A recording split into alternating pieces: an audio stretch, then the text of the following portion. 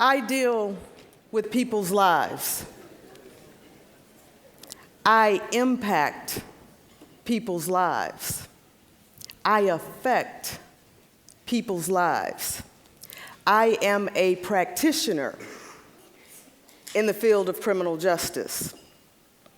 I am an academic at the baddest community college in the nation. That would be us, Grand Rapids Community College. I am a pracademic. I take what I know and what I do in the field of criminal justice, and I transfer that information to our students.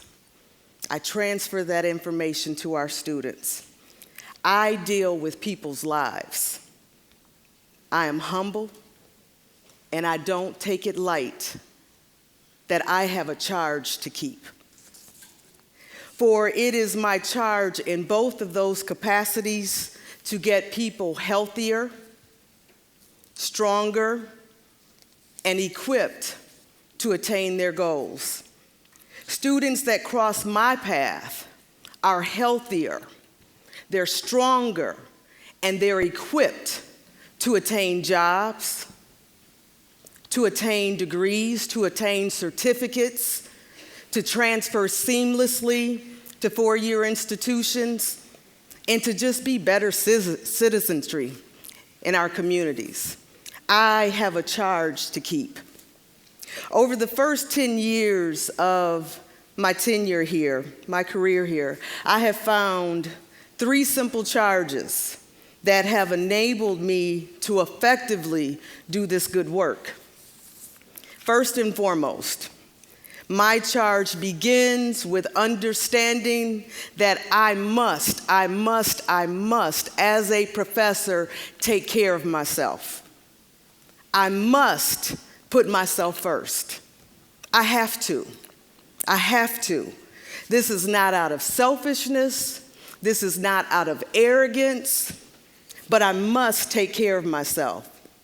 I don't know about you, but I've been on both sides of this charge, this particular charge, and when I don't take care of myself, when I don't put myself first, I'm tired, I'm cranky, I get on my nerves, I get on your nerves, and I get on the students' nerves.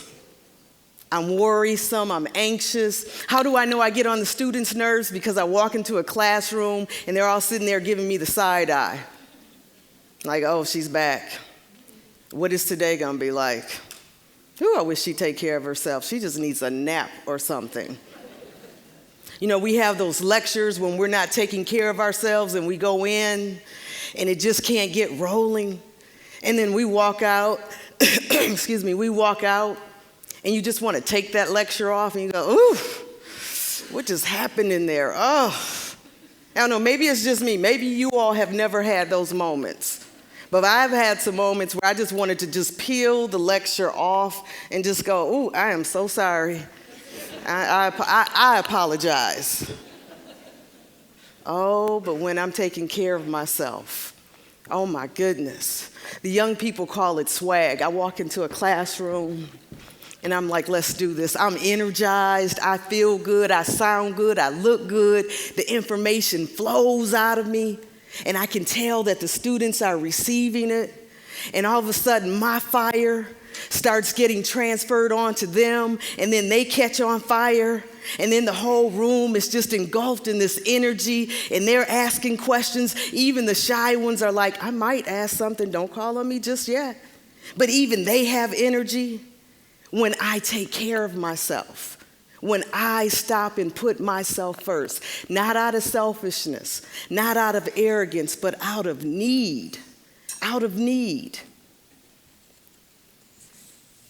This charge matters to our department in criminal justice so deeply that we added this charge of taking care of ourselves to our departmental plan under the title of mind, body, and soul. mind, body, and soul, that we must consistently and constantly renew our minds, feed ourselves with relevant information regarding our craft, regarding our field, that we must go to trainings and conferences, all of those different types of things to stay on top of our information, that in terms of our bodies, that we have to take care of ourselves. We must rest, we must eat better, drink better, we must work out. Director Jody Richard has me doing so much hot yoga, it's not even funny. I get breathless just when I think about the place. And then our souls. We charge each other, look, you need to look to someone or something that is greater than yourself in order to gain energy and strength and power. For me, it's my Lord and Savior. For you, it could be something different, but we charge ourselves with these things, mind, body, and soul, to the degree that we even train our students to take care of themselves. They're going into a field that is extremely taxing, criminal justice. You guys see what the nation is engulfed in. So we must train them, not just say it, but train them in it. Point 2, we have a charge to take care of each other. We have a charge to take care of each other. I come from a field in which my colleagues become my friends and my family. We move beyond collegiality to you all are my family, my family. And I love that because you can't just treat family any kind of way. They don't go away, they're always there. You know, with a friend or a colleague, you know, I could do something to you and not have to deal with you, just piece you out. But with family, meeting after meeting, day after day, we are together. We're together in this. Family. When I look around the room, I see family. Eve knows when I've reached my capacity in a meeting. Eve, where are you? We have a code. I'm not going to show it to you because then you'll start looking for it. But Eve knows how to tap me out. My CJ family, we call each other fam. I have an actual biological cousin in here, Kim. I shouldn't do shout outs because what if people aren't here yet? But anyway. But family. I consider you all family. Jennifer, where's Jennifer? That's my sister. We became sisters just with being on a committee together. Paula and Amy are constantly asking me, are you good? Are you okay? Are you good? Are you okay? Dr. Pink gives the best hugs. You can't help but be better. So in an effort to be mindful of our family, I want you guys to pull out your phones if you have them. Gary gave me this idea yesterday when I was talking to him some. Pull out your families quick because this timer is running and it's making me nervous. Pull out your family. I want you guys to just quick take a selfie with someone that you would not typically take one with. Take one, do it quick. This timer is running. Take one. I don't want you to necessarily know the person. And if you don't have your phone, I need you guys got it? Oh, selfie sticks. That's what's up. Okay. We got it? All right.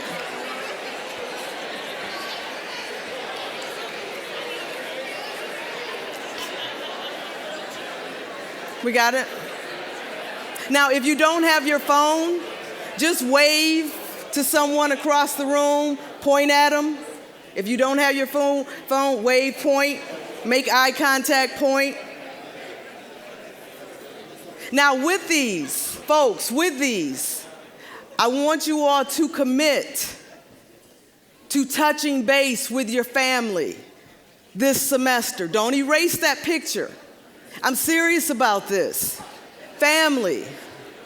The provost is out of control. Somebody get the provost.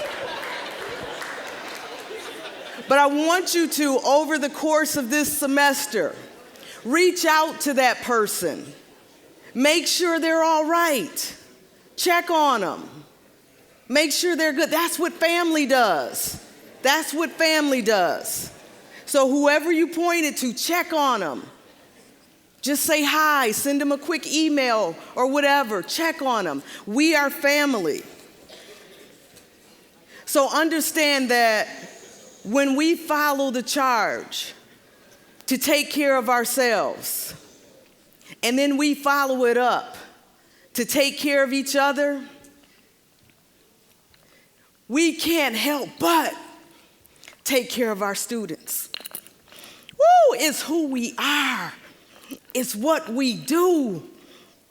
It's why we come day after day. It's in us. We love this work. We love our students in the right way. In the right way.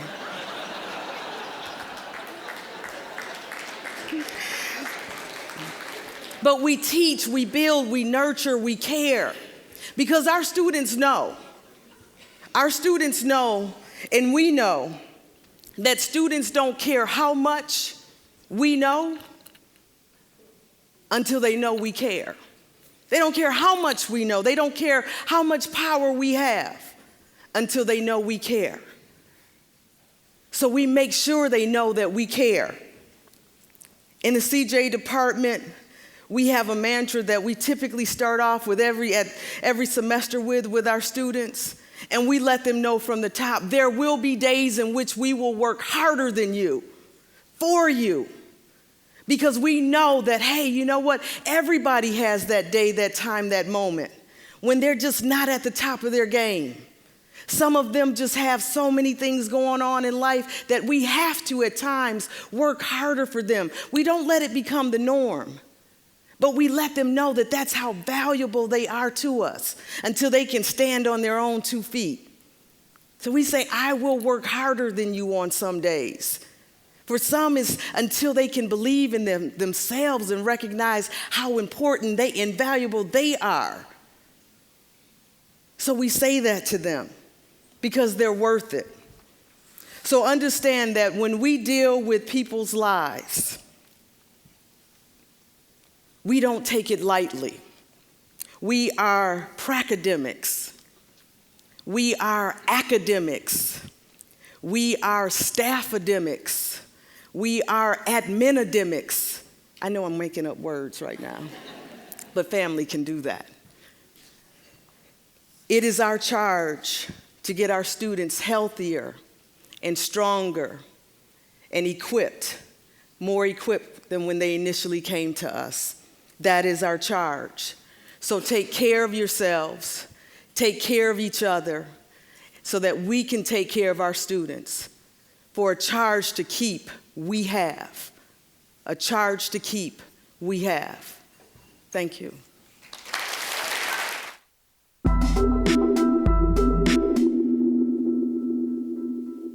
Well, first and foremost, I love being a student. I love learning. I love the environment. Being a student means opportunity, and that's what you get in the classroom, whether it's through a textbook or through peers talking about the text, or a teacher giving the student, guided wisdom and understanding. It's endless. So I like that.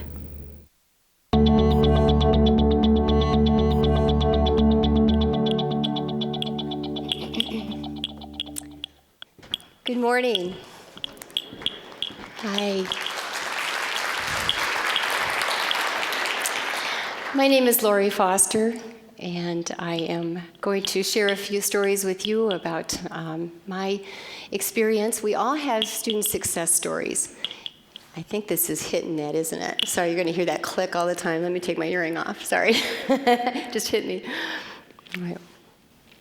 Well, we all have our student success stories. And it's what rejuvenates us. It's what gives us that shot in the arm. It's what affirms our work. It's what brings us joy. Sometimes we know of them, sometimes we don't. And so those are some of those pleasures that we have as instructors here. I'm going to share with you a story that is amongst a myriad of student success stories that I know that you have yourself. But it is one that I'm personally proud of and brings me personal joy. The person that I want to introduce to you is Okazika Chojoki Kanu. And his story is rich. It begins actually having been born in America, but as a baby brought back to the west coast of Africa, where he lived as a child. His youth was spent in Nigeria. He did his primary schooling and his high school efforts were there. And when he was there, and still there, are his family. So his grandmother and his brother and his sisters, and his mother and his aunt are there as well. When he reached 18, the choice was made for him to go to America once again and to spend time with his uncle in the state of Michigan. And for reasons that are serendipitous, and I'll use that word purposefully, he made his way to Grand Rapids Community College. When he was at GRCC in 2006, he had several classes that many of you were his professors. I'm sure that face might even look somewhat familiar amongst the many that we serve. But what was quite striking is his interest in sciences and mathematics, and that drew him to being a frequent flyer at Grand Rapids Community College's Calkins Science Center.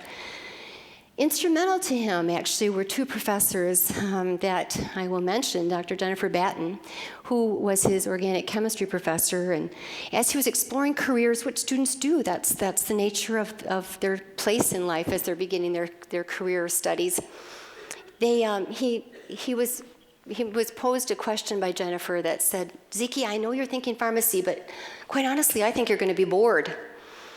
And she said, "Would you like to just entertain medicine?" Almost simultaneously, Dr. Pamela Loretto was his botany professor, and she too said, "Zeke, I think you've got to stretch further." And he remembers vividly her question to him about exploring biotechnology or medicine of some sort. And she said, "By the way, we have a program that is called the Bridges Program that Professor Foster's involved with. Why don't you just stop by her office and see her and explore what that might be like?" So, on a day in 2006, this young man came to my door, and his smile illuminated my room. And I found very quickly, within a few minutes' time, that he was as delightful on the inside as his expression is on the outside. He's full of joy, kindness, and brightness. And so I shared with him a role that I was serving as a liaison for a program that was funded by the National Institutes of Health. It was a federally funded grant that helps students that are underrepresented populations across the country to align their interest to potentially exploring medicine or biotechnology. To do that, this was a notably large grant, and it was afforded to four-year institutions, of which one of our partners was Western Michigan University. And so I introduced Zeke to this potential, and he does go by Zeke, by the way. It's affectionately, but also preferably. He likes to call himself that. So I shared with him what this would involve, and in essence was for him to take 8 weeks in the summer and go to Kalamazoo, go to Western's campus, and work with a series of researchers to explore the nature of what research is, the tools of biotechnology, the protocols in lab, to examine to be a keen observer, to learn about how to collect data, how to statistically analyze it, and then how to report it.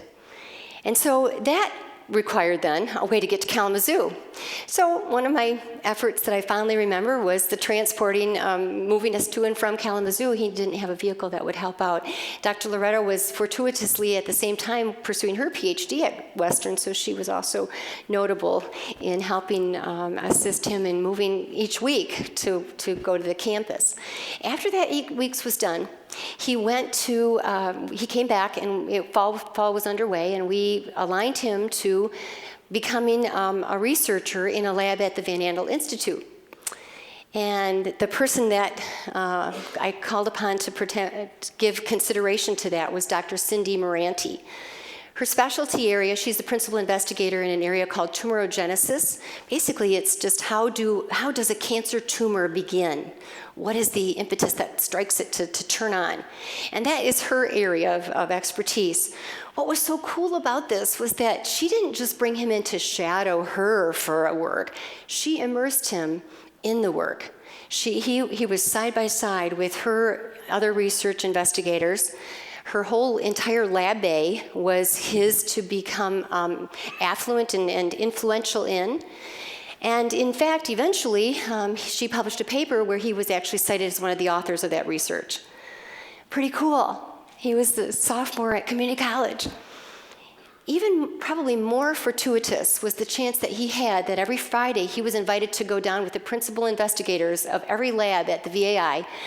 And what they do is have an exchange of information, progress to date, a particular thing that they have found, a discovery or an idea that they have spawned, and to learn from each other's lab what that might have as far as implications for their own work.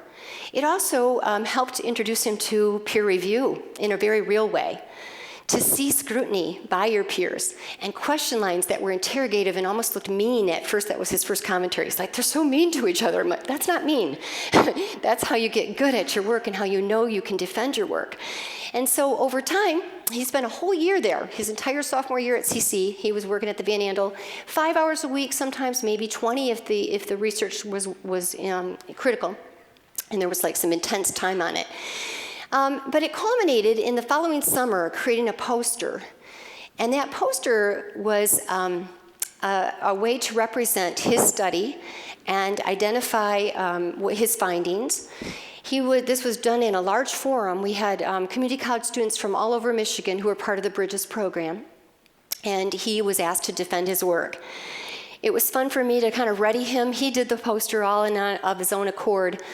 My little nudge was, Zeke, you can't wear your red hat. He always loved his red hat on the side. You got to wear, let's get you a dress shirt and a tie. And I said, you got to dress for success. But, as we were driving there, I remember vividly telling him, no one knows this work as well as you today. No one knows this work as well as you. So defend it strong. You remember seeing these defenses at the VAI for the whole year. And I stepped back and I just watched this young man face a barrage of question lines by multiple investigators throughout the state. And it was just so fun to see him really come into his own. He says today, I spoke with him a couple weeks ago as I was readying for this talk, and he said that to date, that sole effort of having created a poster has been utilized in every single interview of his graduate work, every single one. And he says, I still keep my poster. It's under my couch. I'm like, all right. He's so proud of that yet to this day. And he says that was the one most monumental, influential pieces in all of his further studies. He left us at GRCC, and as you know, many of you as faculty write many letters of recommendation, of which he asked many of you to assist in that effort. Made his way to the University of Michigan. Can't fault him, I'm a Spartan, but Anyway, he made his way to the University of Michigan, graduated there. His mother came from Nigeria to be with him, as well as his brothers. It was just definitely a day of celebration for that rite of passage. He made applications to many med schools, which is what he decided to do. Particularly, he thought he might be interested in orthopedic medicine, and the University of Minnesota Med School was known for that being one of their finest attributes. So he made his way there to University of Minnesota Med School and has achieved the doctorate degree, and he is Dr. Kanu now. And at that point, again, there were people who serendipitously came into his life and said, you know what? I think you can do more. And so, just like Dr. Jennifer Batten said, I think you can do more. Not that pharmacy is a bad thing, but I think you can do more. And so, what he did is he made a decision to go on. And so he's currently studying at Harvard, and he is in the getting a specialist degree in diagnostic radiology. It's now his area. He's delightful to this day to talk to. I can hear his smile on the phone. And I wanted a chance for him to let you get acquainted with him a little bit. So here's Dr. Kanu in his own words. Hello, my name is Zika Kanu. I go by Ziki Kanu. a friend and a mentor of mine, Lori Foster, asked if I could make a video describing my life journey and how Grand Rapids Community College had made an impact on this journey. I am extremely honored and very humbled to do so. Please bear with me. This is a very abbreviated version of an interesting story. I was born in Hackensack, New Jersey. My entire family moved back to Nigeria when I was less than a year old.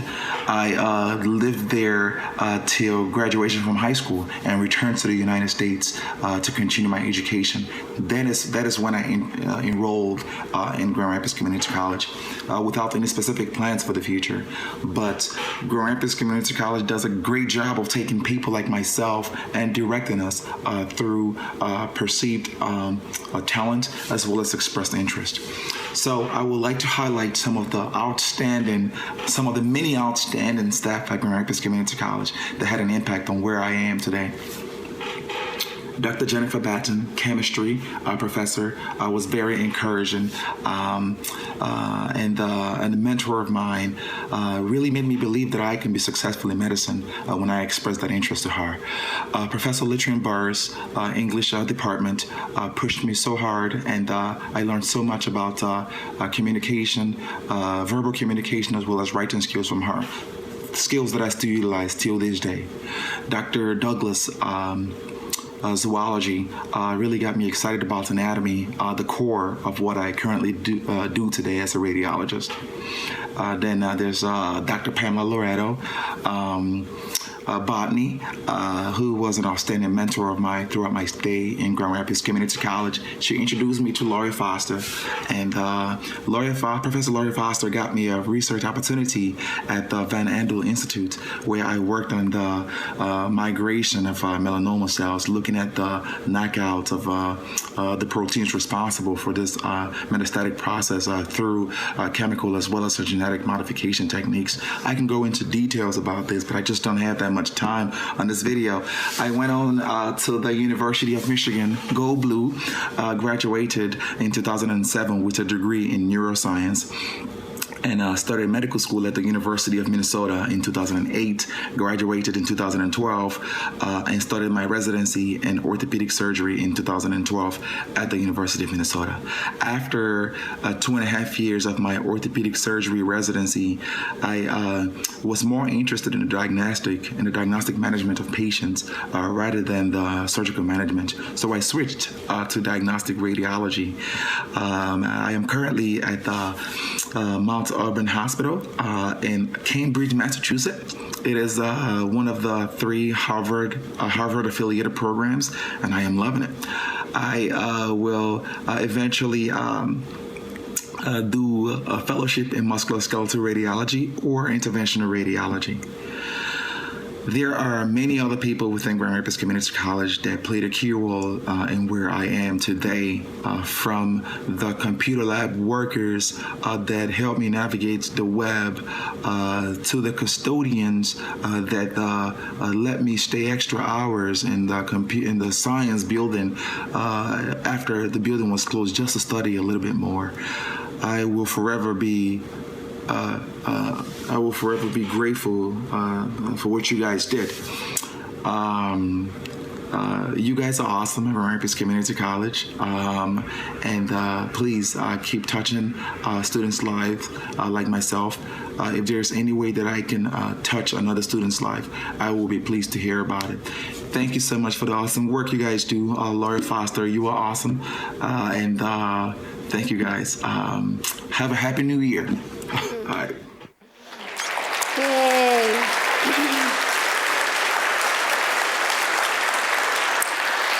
So, the Okaziku Kanu Ziki that comes to our door, you'll have students there, and it looks very much like the person that you see on the left. That's our CC student. They come to us. And Dr. Kanu, we don't know what that look's going to look like until it happens. One of the things I remember vividly, and he recalled for me actually after he said it, he said, "Professor Foster, do you remember that you asked me what a word was?" And I said, "What?"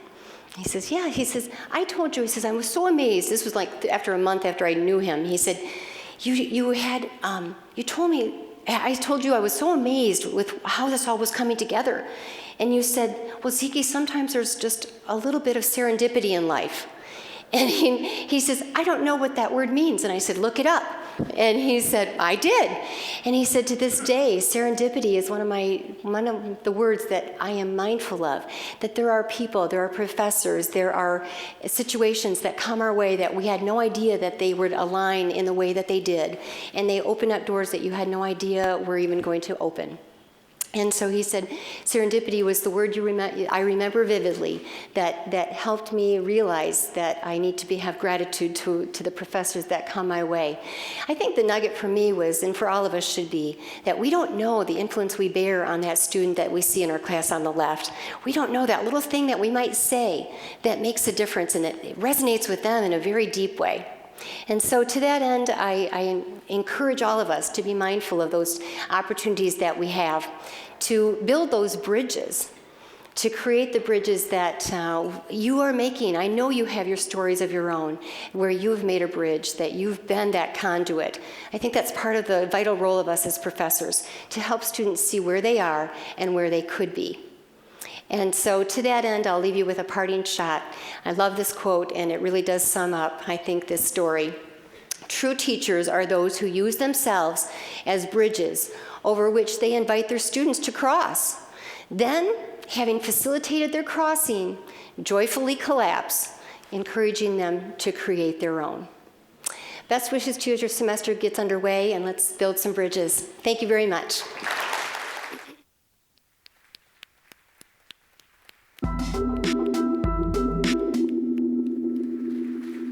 Growing up in Grand Rapids, ever since I was a kid, I wanted to go in the Army. That was where I wanted to do. I wanted to be in the military. And I did 6 years, and I quickly realized I didn't necessarily want to make a career out of it. Got married while I was in the Army. We bought a house. We had a mortgage payment that we had to pay, so I knew I had to work at the same time. I couldn't afford to just go to school full time, so it worked out very nicely to go to CC.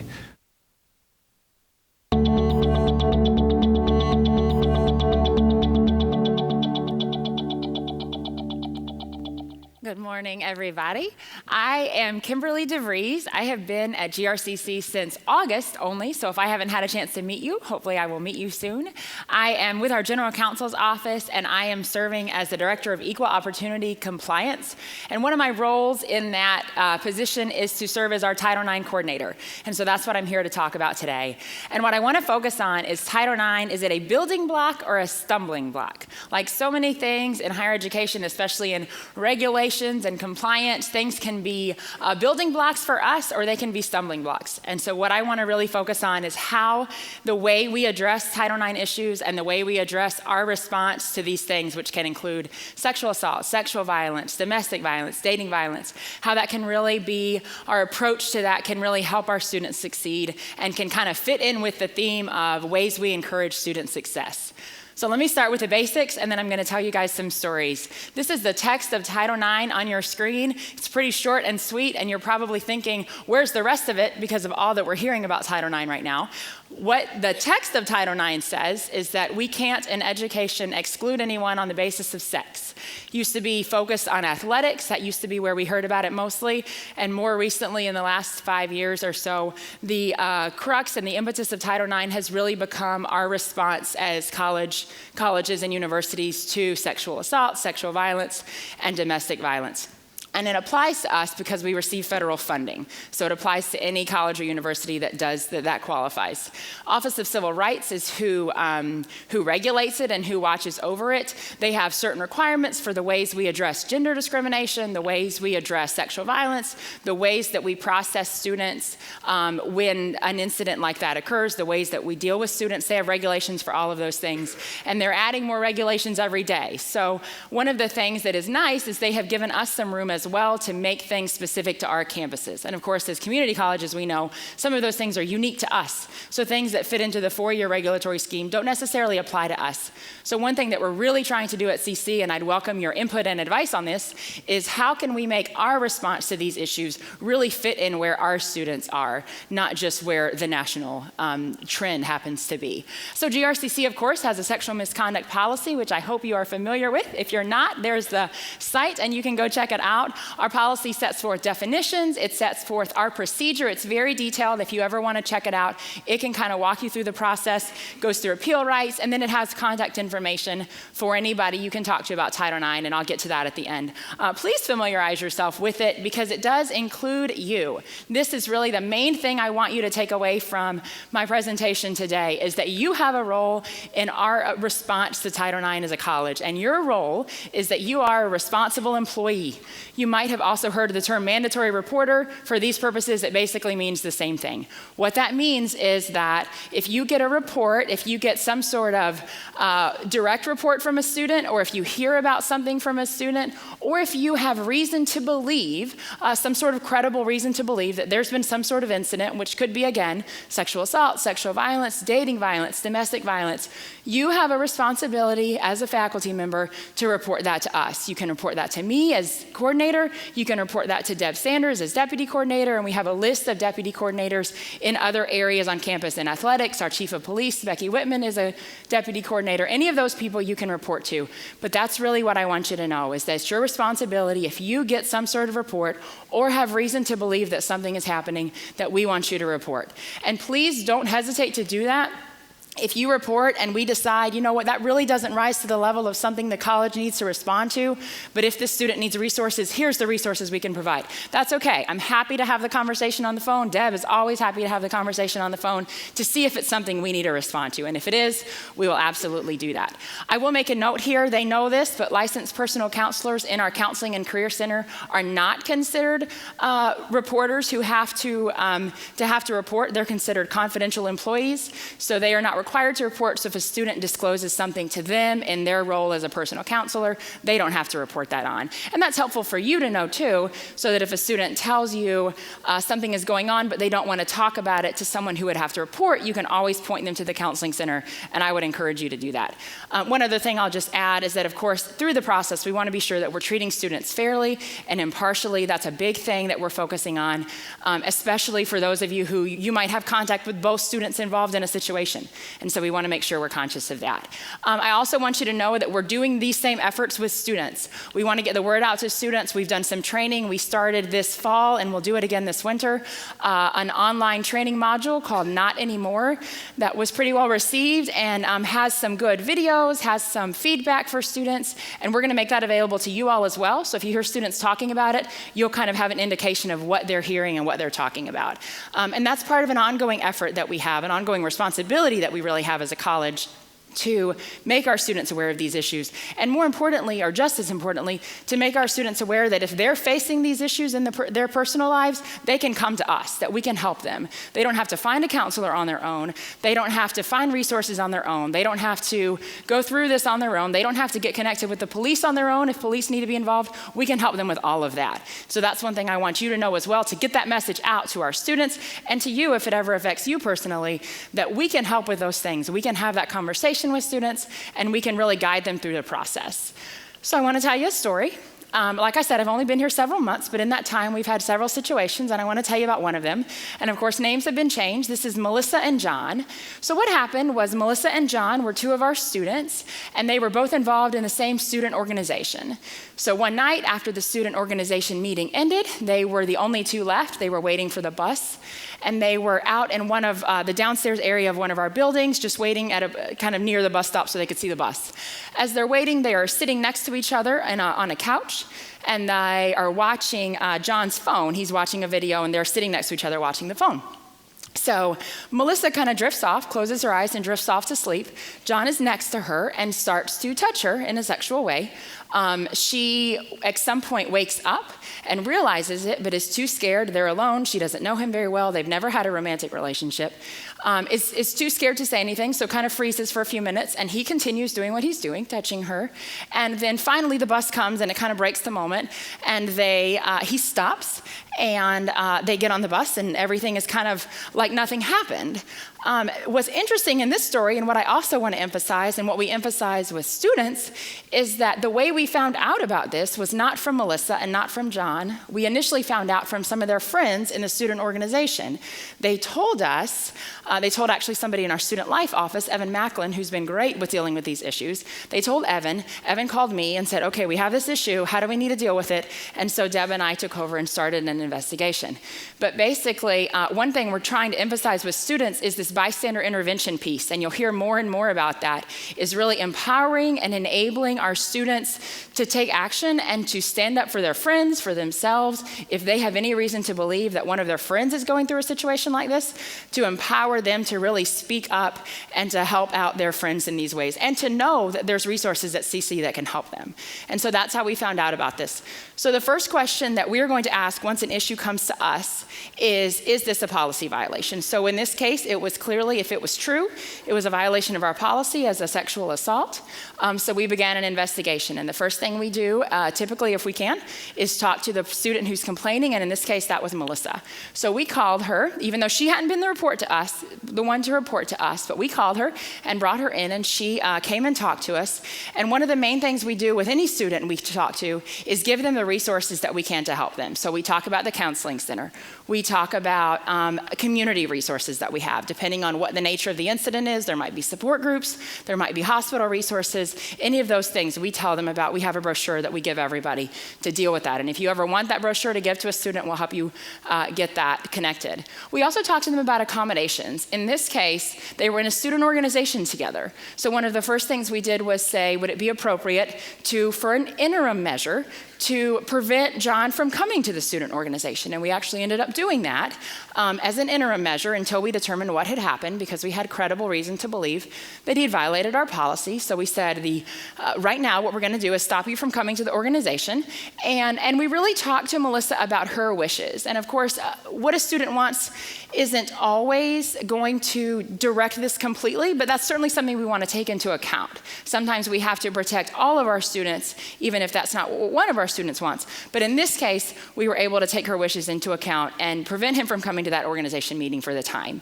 And so then, of course, we talked to John. He was the only other one there, so he was the only other one to talk to. We talked to him. We told him what the accusation was.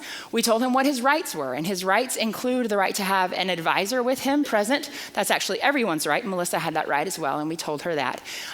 John's right include the right to know what the accusation is, to know who's making it, to know the details of the accusation, and to have somebody, like I said, there to advise him and to assist him in the process.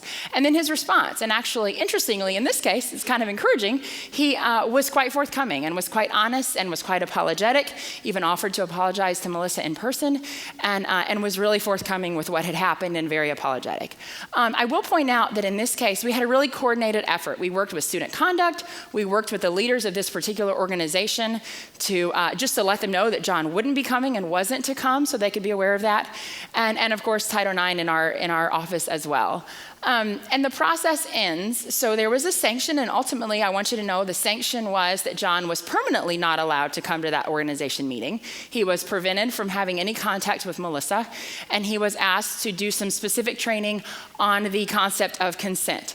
What's interesting in this case, because of course what we want to focus on is how we can impact students at this juncture of their lives, right? They're adults, but they're still impressionable, and they're still figuring out what's appropriate. And so much of this is about what we've realized is about talking about healthy relationships, talking about how we as adults can have, how you express romantic interest in someone in an appropriate way, and then how you reciprocate that. So we've had some really good conversations with students about how to say you're not interested, or how to say you are interested in a healthy, respectful way. And so that's really been good. And to talk about consent. At CC, we have a definition of consent that says someone is to have an affirmative, verbalized yes. And so that's been kind of a good way for us to start this conversation with students as this is what you want. If you're interested in someone, you need to get a yes to what you're doing, to any sort of activity that you're engaging in. So that was Melissa and John. I'm going to talk about Lucy and William briefly. The conduct at issue there was actually a class party. At the end of the class, they were in line for pizza, And one of the students, in this case William, reached over, Lucy was right in front of him, and he reached over and he touched her arm in what she perceived as a sexual way, in an inappropriate way, and she didn't appreciate it. He'd made a comment to her in the past that she perceived as sexual, and so it was kind of on her radar. And she reported it to us. She was very upset. She was actually went to another office on campus, and they called us over and said, "This is happening. I think you need to talk about it."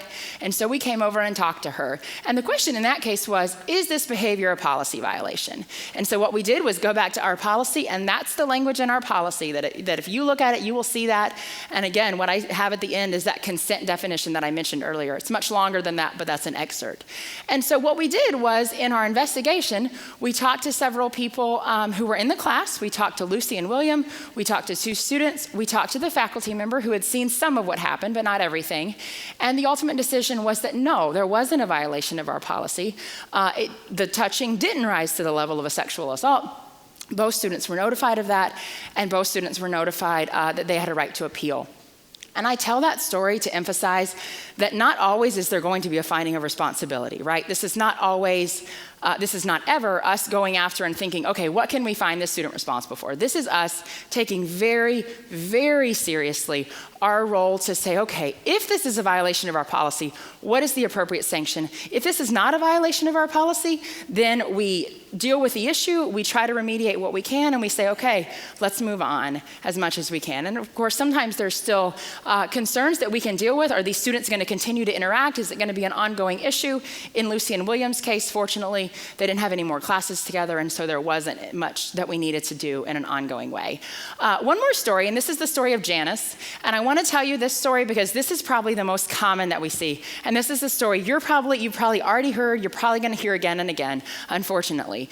This is a story of, we'll call her Janice, and she is a student who came to her faculty member directly and said that she was leaving an abusive relationship and was having some issues with housing. Because of that, she'd shared a house with her partner who had abused her, and she was leaving it, and so she was having some trouble turning in some assignments and was missing an exam, I believe.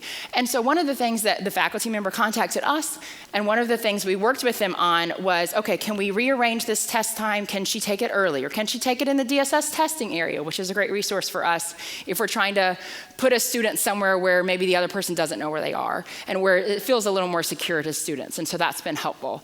And so some of those things are those accommodations that we can offer even when we don't have control over the respondent. So Title IX requires us to act even if we don't have both people as students, even if just one of them is our student. There's still, of course, resources we can provide.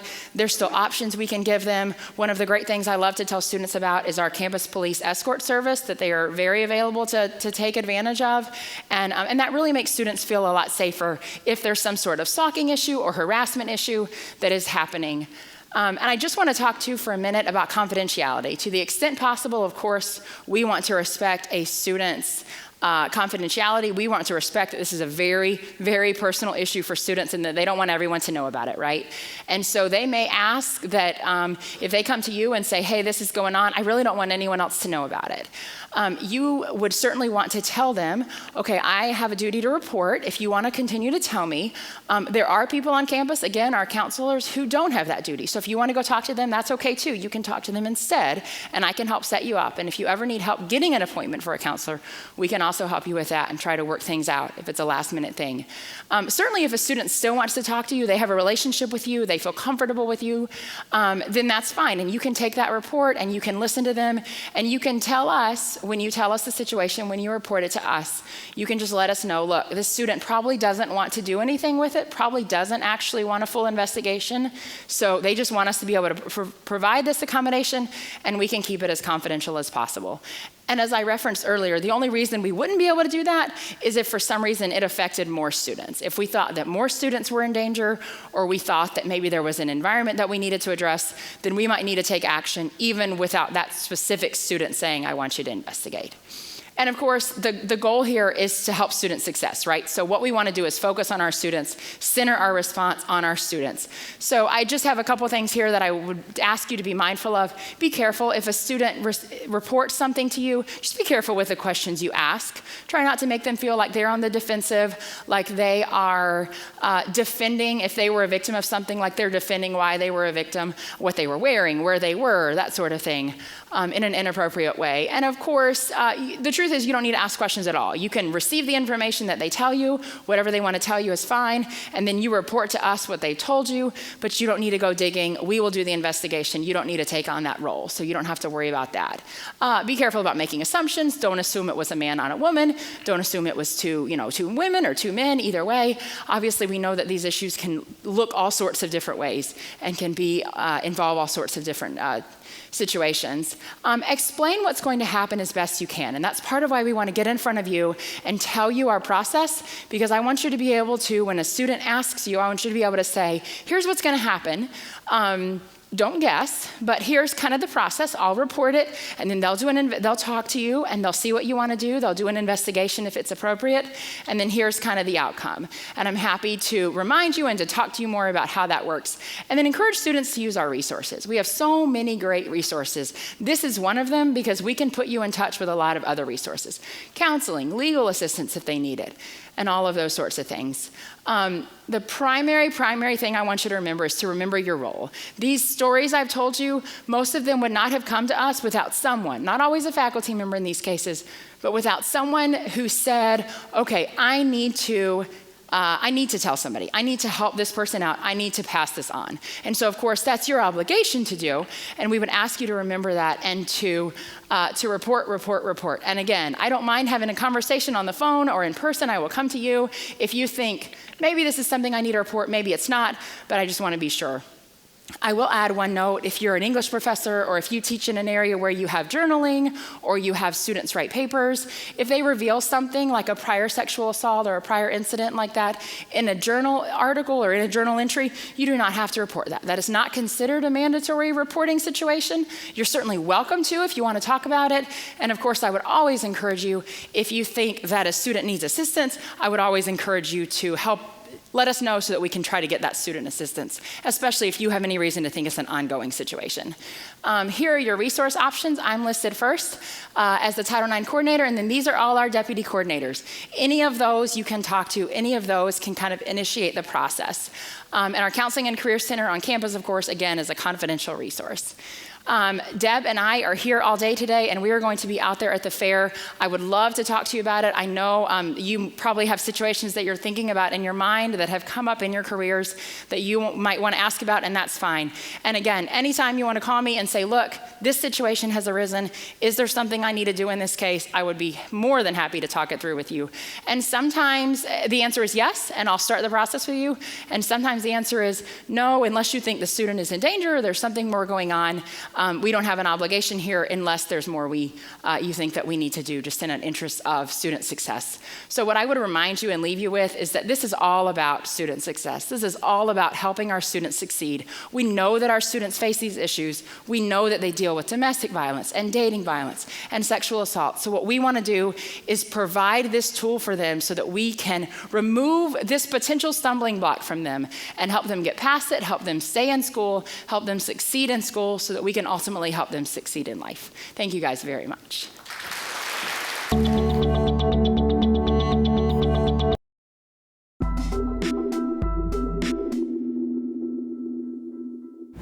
I grew up in Rockford, Michigan my whole life, and I still reside there now. And actually, the first part of my life, my career was, I was a hairstylist for a long, long time. So when my kids got a little bit older, I decided to go back to school, and I didn't know what to do. I didn't know which direction to go in. I found out I could actually be a student. I had graduated from high school back in 1982, and academics wasn't really that important to me back then. So I really learned that, I could pursue my dream, and I could be passionate about something, and I could actually get fantastic grades.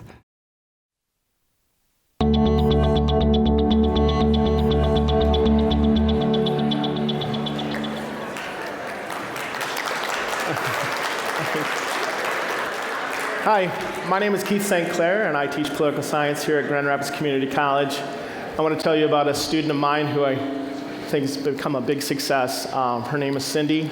I first met Cindy when she was taking my American government class. She was working on her prerequisites for the nursing program here at Grand Rapids Community College. And she was a non-traditional student. She was 46 years old, had a 3.5 grade point average, and she was a little cautious about getting outside of her comfort zone. She wasn't looking forward to taking American government. She was viewing it with trepidation. And yet she now credits it with being the reason for why she got her degree. Frankly, I think she gives me too much credit rather than me inspiring her. Really, her story has been an inspiration to me, and I hope it will be to you as well. Cindy had wanted to be a nurse since she was 5 years old. It was the only career that she ever really wanted. It was a career that she would postpone time and again for her other dreams, which was to be a wife and a mother. But nevertheless, she ended up working in the medical profession. Her first job out of high school was working as a medical assistant in Jacksonville, Florida, at a time when certification was much less than what it is today. And it was there that she met her husband-to-be, her husband Keith, a name I think is far too uncommon in this world, but one that I can remember. And Cindy and Keith, they moved to Michigan. And when she came here, she started working as a receptionist at St. Mary's Hospital. She eventually started working as a medical assistant at one of the 3 prenatal clinics that existed in Grand Rapids at that time, which also happened to perform abortions. And it was on that job that she really learned not to judge her patients, but to be professional and to do the task at hand. And she gained an appreciation for the physician that she worked with and his skill and his needing to make very difficult ethical decisions quite suddenly sometimes. And in the hands of a skilled and experienced physician, many women's lives were actually saved.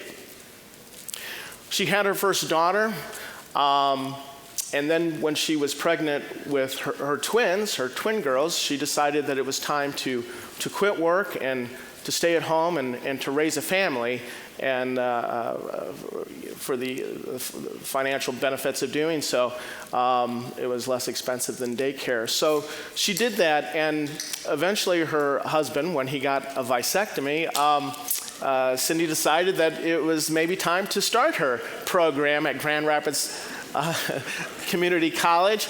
And within a year, though, what surgeons had done, nature and time had undone, and Cindy and Keith realized that they were expecting another girl, a 4th one. So once again, her degree was postponed.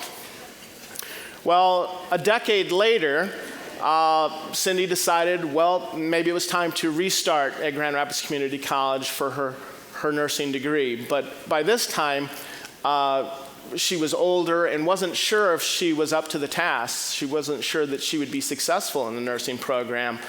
And her age made her very lack confidence in that.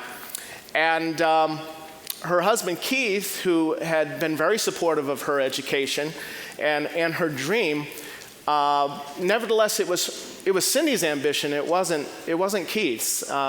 Keith said that he would be quite fine if she were to stay at home. He didn't like seeing her stressed, and he wanted her to be happy and content being his wife and the mother of their 4 daughters. And it was a tempting offer for Cindy, but one that she would, a decision that she would opt out of. She decided that she would go back. And she would credit American government as being the course that really inspired her to do that. You know, she ended up being surprised by how interested she was in political science and the struggle for power in this country, and more so than she had ever had been when she was so much younger. She was fascinated by the fact that healthcare was becoming center stage in the political arena, and that politicians were debating and discussing who was deserving of health insurance and who wasn't.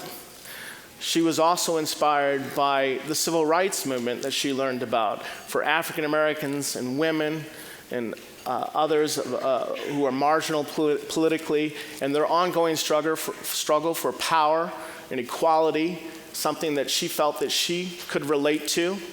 Right? And she was humbled by the sacrifices that movement required, and she resolved that she would renew her ambition to be a nurse, that she would have her own career with her own income. And the journey, though daunting, it seemed to pale in comparison to those women who had gone before, be it the suffrage movement or women who were continually breaking the glass ceiling. And so she moved on and proceeded in that course. She would frequently stop by to see me in my office, and she was often in need of encouragement. I tried to counsel her the best that I could. I told her that her feelings of being overwhelmed were shared by other students in her program, and whether they voiced it or not, and that she shouldn't emphasize or think about what she didn't know, because the unknown is something that's beyond all of our control. I told her to emphasize and take pride in what she did know, and to be eager to have that challenged and tested, because she knew that. I remember when her nursing professor assigned her to write a letter to a member of Congress, and she chose to write to U.S. Senator Debbie Stabenow. And the topic she chose was a complaint about how insurance companies were pressuring doctors to have cesarean births even when they were not medically necessary. And I helped her focus on what she wanted to say and how best to say it. I knew Cindy would be a success, and she was. And I can remember her walking across that stage to accept her degree at the Grand Rapids Community College graduation. And as she came down the steps, somewhat close to me, I couldn't help but yell out, "Yeah, Cindy!" And my dean scowled at me and said, "No." I talked to Cindy about that afterwards, and Cindy she wanted to tell me how much that shout out really meant to her. And when I told her how unhappy my dean was about it, she appreciated it all the more. After graduation, she got her degree, she passed her boards, and she started working for Spectrum at the Kent campus in the neuro unit. And from there, she moved on to work for Grand Rapids Public Schools, where she continues to work today, over 30 hours a week, patching up students from accidents and fights and neglect at home. One day, her and Keith were getting ready for work in the morning, and Keith had come downstairs, showered and shaved, but unlike normal, he was still in his t-shirt and his shorts, and that wasn't usual at all. He went up to the sink and was getting an antacid, complaining about indigestion, and Cindy approached him and said, "Keith, are you having chest pains?" And he nodded, obviously in pain, and she helped him into the next room. He said that he was having tunnel vision, and he started into a cardiac arrest, and Cindy immediately applied CPR as her two daughters that were home came down and called 911. Cindy began the chest compressions, and she noticed his expanding abdomen and worried that he might be bleeding out internally. You know, there's sometimes in life when you have to stop, you have to stop what you're doing. You have to quit. But when you love, you don't quit. You don't stop. Cindy continued the compressions, and it allowed the paramedics, when they came, to get a rhythm. And they took Cindy and Keith to the hospital, and Cindy and the girls were ushered into a room at the hospital, and the doctor came in, and Cindy doesn't really remember anything that doctor said except a systole, which meant that he had flatlined and he was gone. Today, it's gone. You know, it's these times that really test your faith.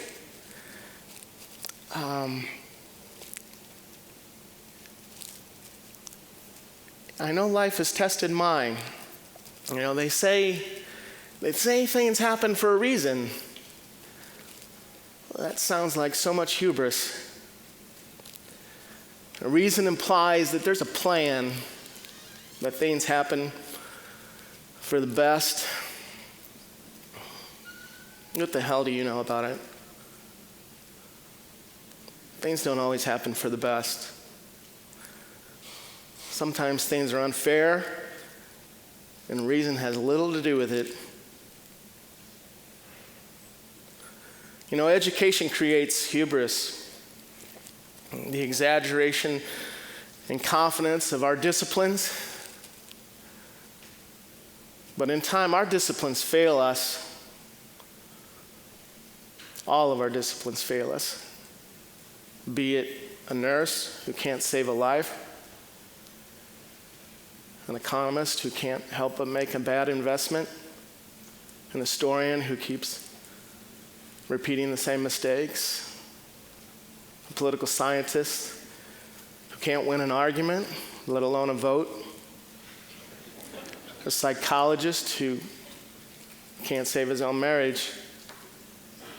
We don't know as much as we think we do, and not everything we do is for the best.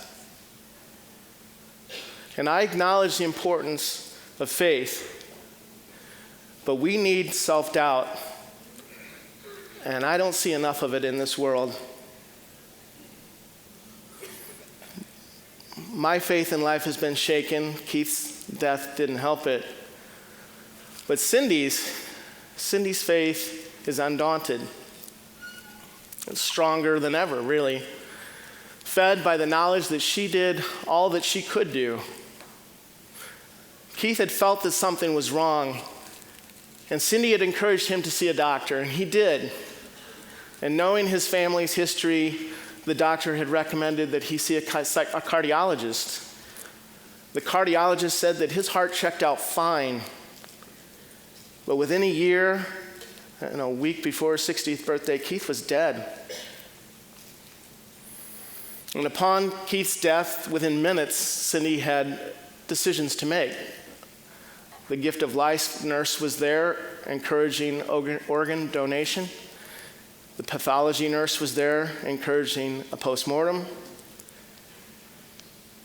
Cindy decided to honor Keith's wishes and signed off on the organ donation. Someone would end up getting his cornea, his bones, his tissue. And with that, other lives would go on. Is that a reason?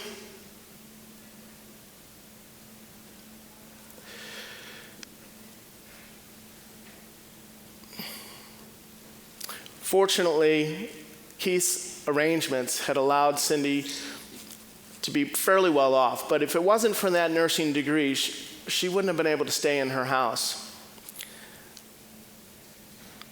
She wouldn't have been able to shepherd her daughter, her youngest daughter, who was still in high school, off to college. Cindy often thinks back with gratitude on Grand Rapids Community College and the degree that gave her, and she often thanks me for the inspiration in my American government class to continue pursuing her degree and her career path. Okay. Cindy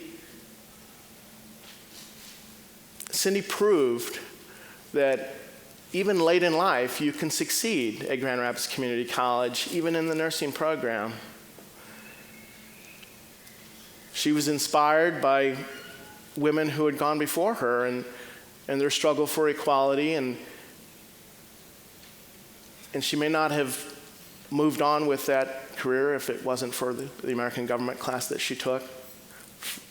For my part, I'm continually inspired by the strength of faith that Cindy has shown in the face of all that has tested it. As for where Cindy would be without GRCC, thankfully it's a question that doesn't need asking, because there was and remains Grand Rapids Community College. Thank you.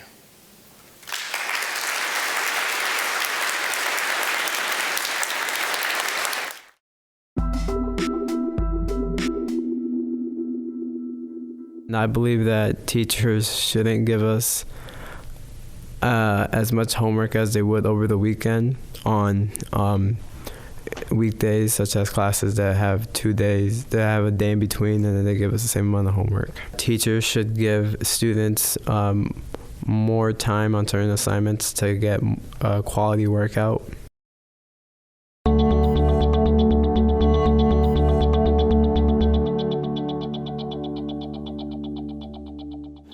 Good morning, Grand Rapids Community College faculty. Good morning. My name is Sarah Workman. This is Jen Gable. We are faculty with the nursing department here at GRCC. We would like to take the next few minutes to explain to you how simulation has been used to truly help connect our students with the cognitive disorder of dementia and has transformed how they care for patients with this cognitive disease. Perhaps many of you in this room know of someone who suffers from this currently incurable cognitive disorder. By definition, dementia is loss of brain function that is chronic and progressive. It is characterized by gradual memory loss. It is characterized by impaired language and difficulty with communication. It is characterized by impaired judgment and behavioral problems. Some patients even experience paranoia, hallucinations, visual and auditory disturbances. Allow me to set the stage by telling you a story about Mary. Mary is 79 years old and suffers from advanced dementia. She resides at one of the long-term care facilities here in Grand Rapids. She's cared for by the staff at this facility. And 2 days a week, students from our nursing program go to this long-term care facility and participate in her care. Now, when you look at Mary, she's smiling, she seems happy, but Mary spends her day shuffling around the unit, wandering rather aimlessly. She mumbles to herself. She hums her favorite old hymns of the faith. She folds a lot of washcloths. She participates in group activities. Mary does not recognize any of her family members. She's easily frustrated, and she often cries. Now, all of you in your seats are probably thinking to yourselves, oh, how sad it must be to live a life like Mary. I'm sure she is very frustrated. It's probably even scary for her to live her life. And our students feel the same way. They do their best to care for her. They reorient her when she's confused. They reassure her when she's frustrated. They redirect her when she wanders. They help her with her meals. They assist her with the activities of daily living. They give her her medications. But we often wonder if the students really understand what it's like for Mary to be feeling this way. Many of the disease processes that we teach in nursing, we often struggle with connecting the student with what the patient is feeling. We can throw up a lot of signs and symptoms on a PowerPoint slide and tell them. We can even have them participate in the care of a patient like Mary. But we often struggle with the ability to truly connect a student with what a patient is feeling, in this case, with the diagnosis of dementia, until now. So we use the Virtual Dementia Tour, which is a standardized simulation from a company called Second Wind Dreams. And it's based on evidence and research and studying the signs and symptoms of patients with dementia, and it helps put it all together for our students into one experience where they can, for just 10 minutes of their life, step into the shoes of Mary or a dementia patient and really experience those different layers of having your senses diminished and then having a bunch of things to do and shoved into an environment where you're not sure what the heck is going on. And so we've used this to really offer a chance to our students to walk in their shoes for those few minutes. We've been using the virtual dementia tour for about a year and a half in both our LPN and our ADN programs. And we've got great feedback from the students and faculty of this opportunity, this chance for the students to empathize with their patients and really start to understand truly what these patients might be feeling during their day-to-day activities. We give them a bunch of equipment to put on, and we're going to show that in just a second. But as the students come into this experience, we're purposefully very vague on what they're getting into. And they come into the pretest room, and that's where they they sign a disclaimer from the company, get a little bit of information about what they're getting into, and take a quick pretest, kind of talking about their preconceived notions of dementia patients, the care they received, and their feelings about the care that's delivered to dementia patients. And then we garb them up. So we have Glennie's going to volunteer for us, and Sarah's going to put the garb on Glennie, and I'm going to tell you about it. And then if you can see on the slide, it also shows the garb itself. So this is the garb is meant to diminish the senses. Now, we purposefully make it extreme, right? Not all dementia patients have these signs and symptoms, but in order to give that full experience for our students, we do all the garb. So the first thing are the gloves, and these gloves are meant to alter the sense of touch for our students. It makes picking things up difficult. How much am I even holding? Do I have a good grasp on an object? One is inside out, one's right side out. The company tells us to do it, so we do it. And then the next thing are the glasses. And so this is to purposely alter vision. So we take out their peripheral vision. It's dim. They're tinted, as you can see. It gives the students a sense of glaucoma, cataracts. So it makes reading things challenging where you have to almost hold it in front of their eyes to read something. And an added layer of frustration for some students is if they wear glasses, those come off. So if somebody is pretty visually impaired normally without their glasses, and then you put them in an environment with these on top of that, some students have an even harder time, more frustrations, more anxiety because of that situation. And we do that not because we're mean, but because dementia patients, they might not even remember that they wear glasses. Or where did they put them last? Somebody's wearing them that they live with. They're broken, lots of different reasons that they might not even be wearing their glasses. So that's another layer for those students. The third thing are the shoe inserts. Those are just pieces of plastic with ridges. This simulates arthritic pain, bunions, just difficulty walking for our students. Makes standing still challenging sometimes, as well as walking. It kind of makes our students turn into those shuffling Alzheimer's dementia patients who are just not comfortable on their feet. And the last thing are headphones, and this is to alter the auditory sense, and it's an untuned staticky radio sound that is played with random noises, and this is because this is the noise they hear. This is because patients with dementia have reported hearing voices, hearing people talk to them who aren't there, hearing sirens and bells and whistles. So this is played at a moderate level while the students perform through the dementia tour. Once fully garbed as Glennie, thank you, Glennie. You can escort her so she doesn't trip down the stairs. Glennie didn't know she was doing this morning until just now. Okay, once fully garbed as Glennie is, the student is led into the actual simulation room. And the video that you see playing now is of actual students participating in the virtual dementia tour who have agreed to be videotaped for this presentation. The room you can see is dimly lit. There's a bunch of unfolded laundry on a bed there. There's a clothes rack with some clothes hanging on it. There's a table with paper and pens and envelopes. And then there's another table that has some place settings on it. I just finished, prior to this student entering the room, I finished reading her a list of 5 tasks that she has to complete. I read these to her in a normal tone of voice. However, remember that she has those headphones on. playing that. So very often students will say, I can't hear you, or I can't understand what you're saying. Or they'll say, I'm supposed to do what?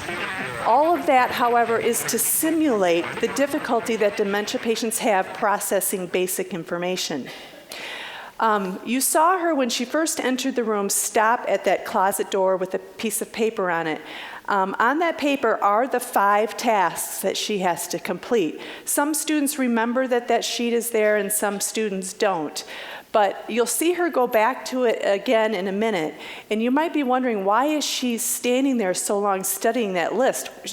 Why doesn't she just read it and go on with her task? However, her vision again is impaired, and she's having difficulty processing what those tasks are. The 5 tasks vary in complexity, and some have multiple steps to them. This student's tasks are to fill a glass half full of water, which you saw her do right in the beginning. She then had to set the table for 2, which she has completed. You see her stopping at the list again, trying to decide what she's supposed to do next. What she's doing now is writing a 3-sentence note to her family, and she has to put it in an envelope, a multiple-step task. Again, with her vision impaired, her hearing impaired and distracting her, and her sense of touch impaired as well, as she struggles with the pen and she struggles getting it into the envelope. Her 4th task that you're going to see her do next is to fold all of the towels on the bed. Now, on the bed are towels and socks and sheets and pillowcases. She has to find the towels and just fold the towels. You're going to see her do something very interesting. She kind of steps with her feet. And again, the inserts that we put in her shoes to alter that sense of her ability to feel in her, and just a real frustrating sensation, is particularly bothersome to this student. And you're going to see her right there try to shake that off a little bit. Her last task would be to find the white sweater and to put it on, and she'll do that in a second as well. Halfway through the student's first 10 minutes, a second student comes in with her own set of tasks to complete. This adds a whole nother layer of confusion for both students because their tasks are different. If they don't remember what their task is, we have found students to start kind of following each other around, start doing what the other student is doing, mimic what the other student is doing, undoing what the other student is doing. They just truly do get very confused about what their task is. Again, to simulate that helplessness that dementia patients often experience. During the various dementia tours that we have held, students have truly become patients with dementia. They shuffle around the room, they mumble under their breath, they talk to themselves, they search in cupboards for various objects, they wander around aimlessly, they mimic their fellow student, they hoard things, they do the incorrect tasks. For some students, that 10 minutes is very agonizing, and they often will look to the faculty for some help. We simply tell them the tasks that they have completed and how many they have left to finish. Some finish all 5 tasks. Some do 1 or 2 and then wander around aimlessly, not knowing what to do with themselves. The average is that each student completes about 3 out of the 5 tasks that we have given them. The last thing that I just want to point out that you're going to see this student do is go to the closet to find the white sweater. All she has to do is find the white sweater and put it on. She never finds the white sweater. She finds a white shirt and spends a significant amount of time struggling with the buttons, which were never part of the task to begin with. So when the students are all finished, their 10 minutes are up, and every student has gone through, we come together and do debriefing. Now, debriefing is probably the most important piece of any simulation because it's a chance for the students to really talk about their experience, digest some of their feelings, process it with each other. We spend a significant amount of time talking about their feelings, and a big thing that comes up is frustration, feeling overwhelmed, confused, not knowing why people won't help them, why can't I turn the lights on, just a lot of different things that we talk about. We do a little bit of laughing, because I love to cope through laughter, but we always come back to how is this going to apply as you start taking care of patients, as you continue to care for patients who suffer with dementia and some of these other illnesses and symptoms that you experience for 10 minutes. And you know, that eye-opening experience always is what they start talking about, how they're going to work differently with the students or with the patients that they care for, and just change how they're doing the care that they deliver now. And you know, we've even had a week or two after a clinical instructor sent us an email saying, you know, the students are still talking about the virtual dementia tour. They're still talking about how it's changed the care that they're delivering in clinical. And so we also do written evaluations, and so we have lots of feedback from the students on their perceptions and their feelings. So we wanted to share a couple with you guys. One student said, "This experience reminds you to be mindful of the struggles those with dementia face. Slow down, be patient, simple instructions." Another student said the dementia tour was very insightful and they loved it. "I will stop and remember how I felt during my experience. This was a wonderful eye-opener to be able to get a feeling of how dementia affects an individual. I will take the time to fully help and give the appropriate care to a patient dealing with dementia. I will look at a dementia patient in a whole different light. I will try and be very patient and help them as much as possible. I will be mindful of how scary it must feel when someone is confused or having difficulty completing tasks. I have a more real-life perspective of the everyday difficulties of those with dementia, so I can treat them with more respect and understanding. The virtual dementia tour truly allows students to become a dementia patient for 10 short minutes. It truly is a window into their world." Thank you.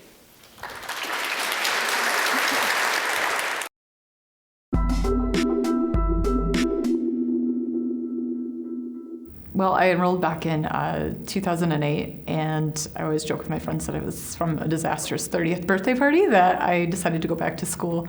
And I had never gone to college before when I was younger, but so that was, I just enrolled in some classes. I went online and picked a class or two, and I just kind of wanted to see what would happen. I didn't really have any huge goals at that time, so I just wanted to see what would happen.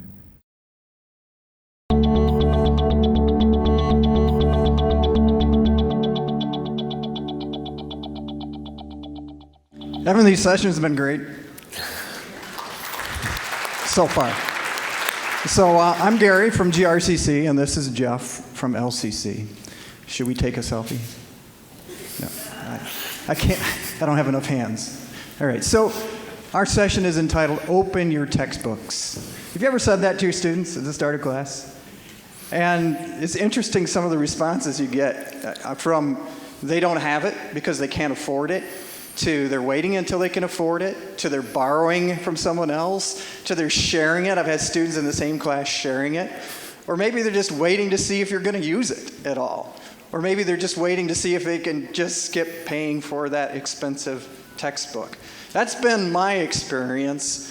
In fact, I picked a textbook that I thought was the least expensive, but the best quality for my students. It was a paperback, and it was about $80. And it was just the Essentials edition.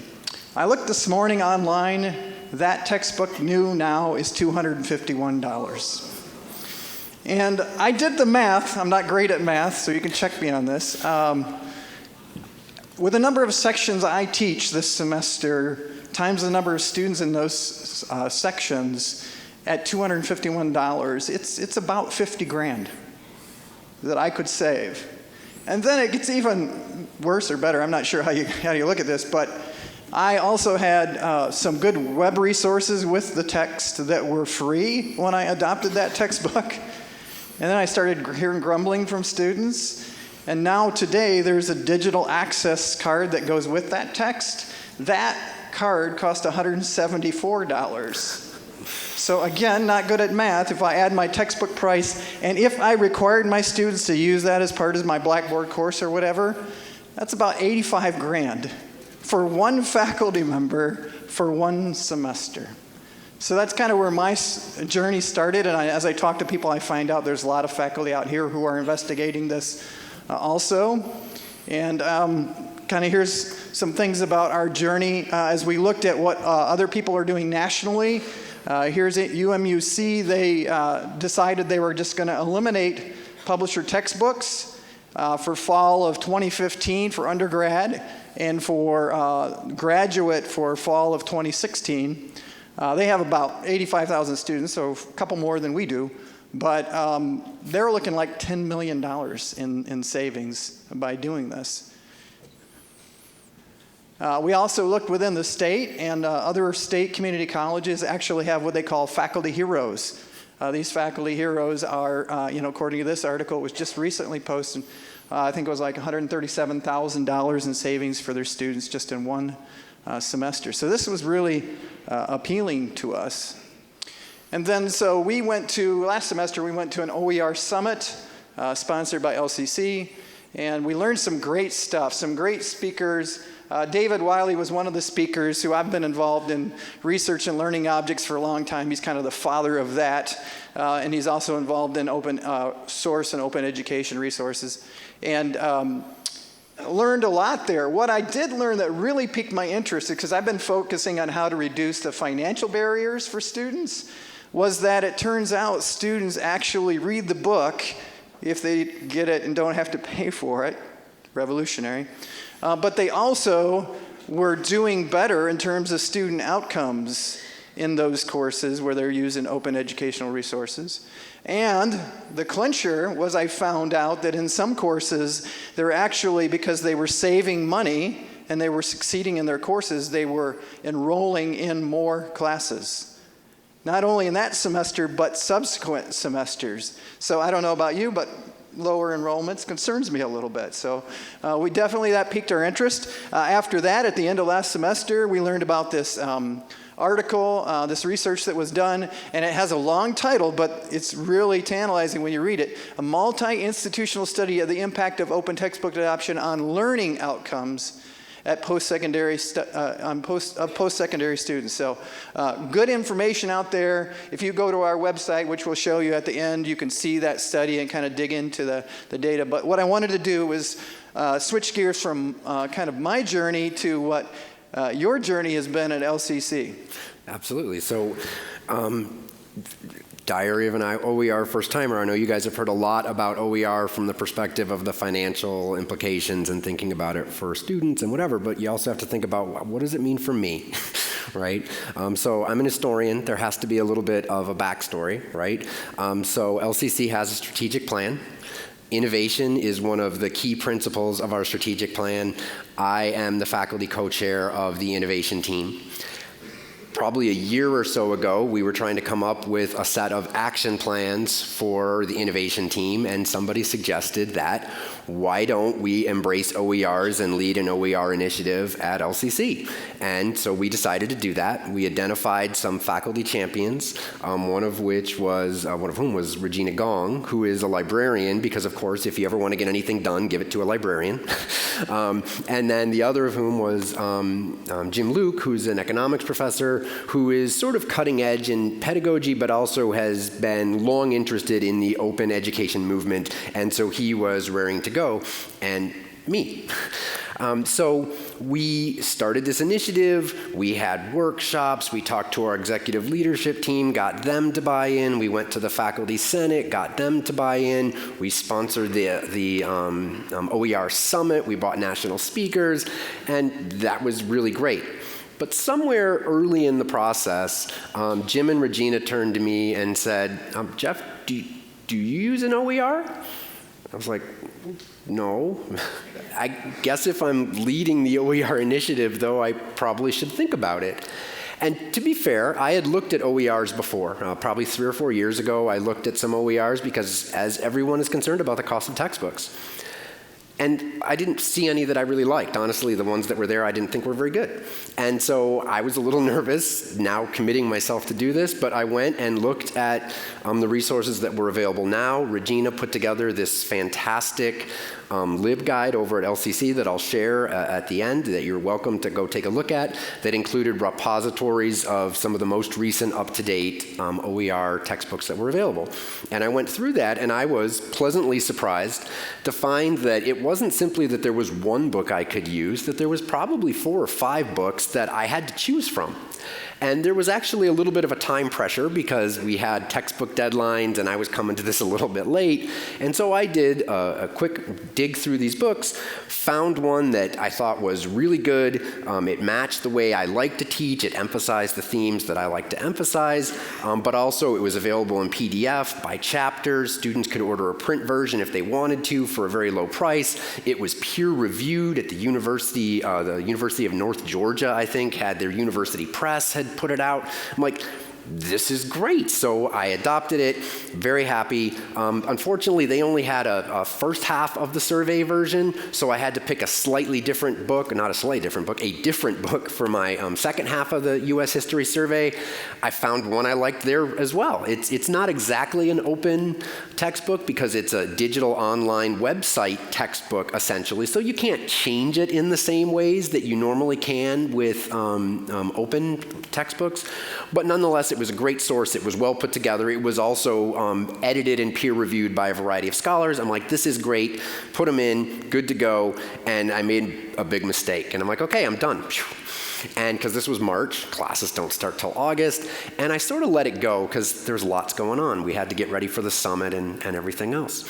And towards the end of July, I got an email from a student. And it said, I saw in the electronic syllabus that your class doesn't have a book. Is that really true? And I was like, well, no, that's not true. You do have a book, but you don't have to pay for it. And I went to paste the link where the student could find the book, and the link didn't work. And I'm like, oh, okay, so I've got to, and I found it really easily, but put that in the email. Then I went to find the space where they had offered the print version for a very low price.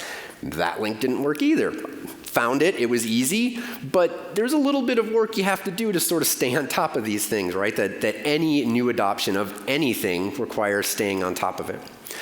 But I sent out an email to him, got another email from another student, got another email from another student. Finally, I said, okay, I've got to send out, and I sent out an email to all my students telling them about this.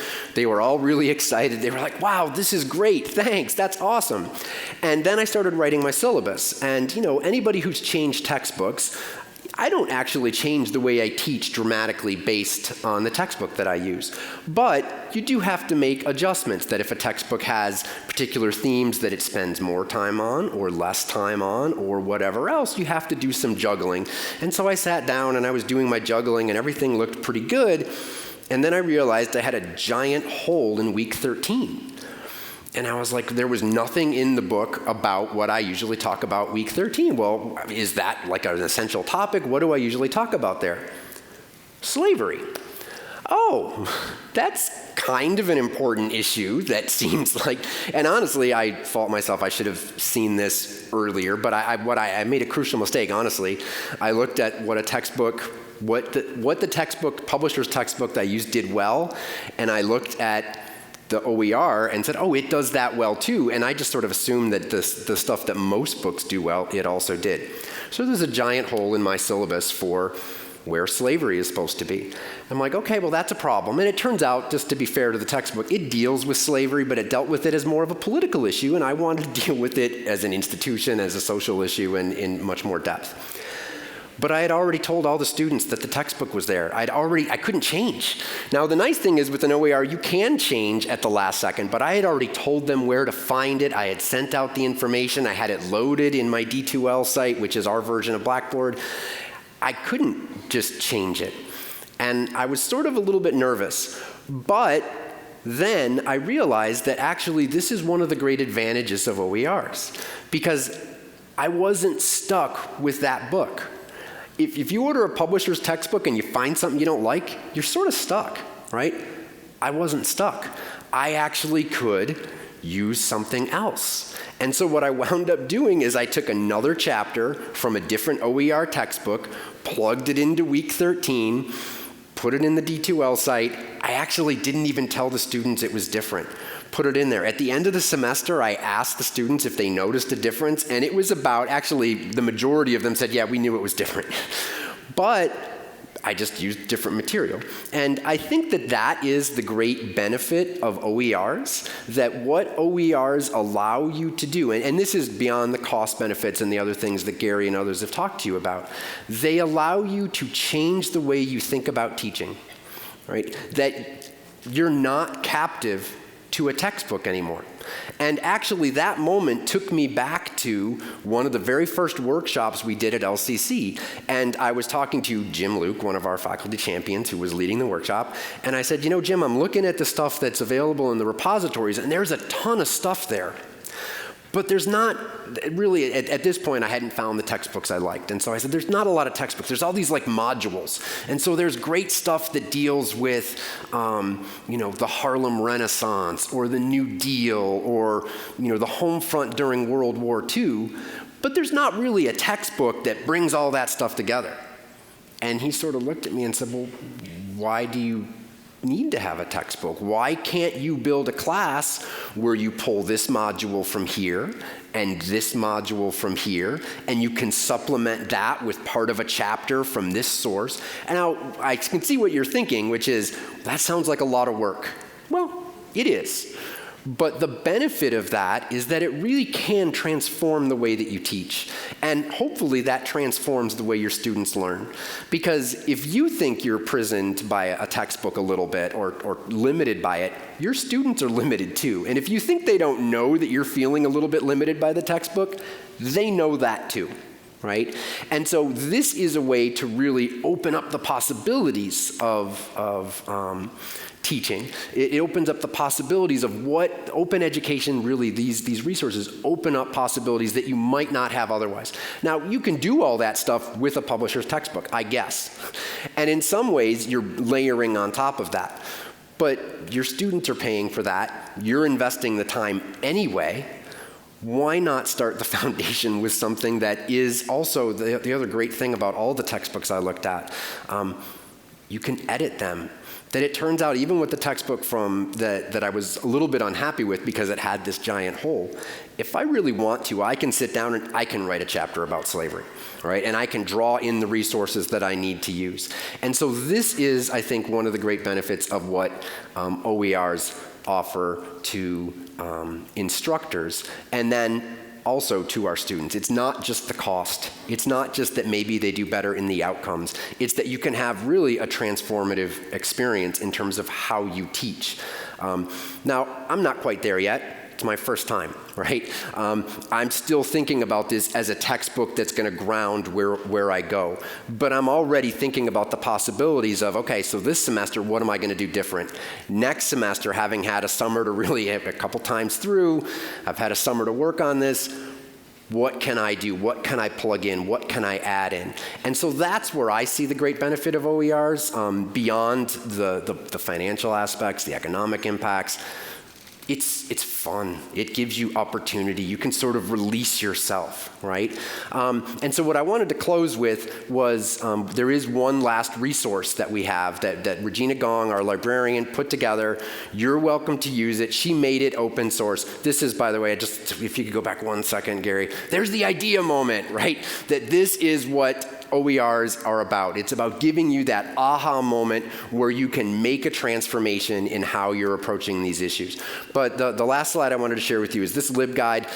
Regina Gong put it together, and it's a great place to start. I know you guys are putting together your own source, but here's another place. There's lots of repositories, and she made it open source because she said, you know what? If we're going to be open, we need to be open. And so feel free, take, use, steal, borrow, revise, adjust, but take advantage of this opportunity and don't think of it as just about the money. Don't think about it as, oh, this is something we have to do or it's not as good or whatever. It can be whatever you want it to be. And I think that's the great value of open educational resources. Thank you. Thanks, Jeff. Just a couple of quick things. You know, as Jeff mentioned, the library is a great resource. I talked to my department about doing this. Our department's willing to look at adopting open textbooks, and the library has jumped right on that. They're willing to help us do some research on that. Also, we have a website, grcc.edu/open.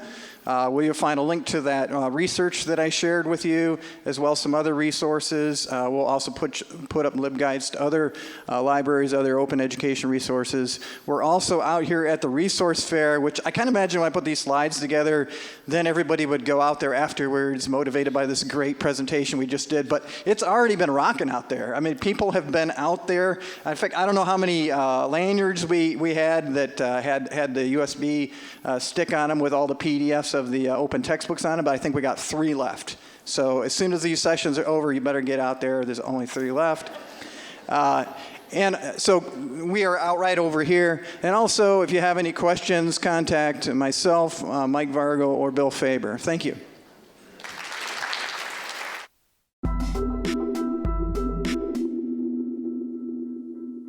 Four or 5 years ago, when the western part of Michigan really hit that recession, I was actually working about 100 hours a week between a automotive plant and between a door manufacturing plant. And within 60 days of each other, I was laid off of both jobs. I didn't know where to go. I went from 100 miles an hour to nothing. Like I said, I was used to working 100 hours a week. And it was the instructors at the MTech that pointed me in the right direction for where I am now.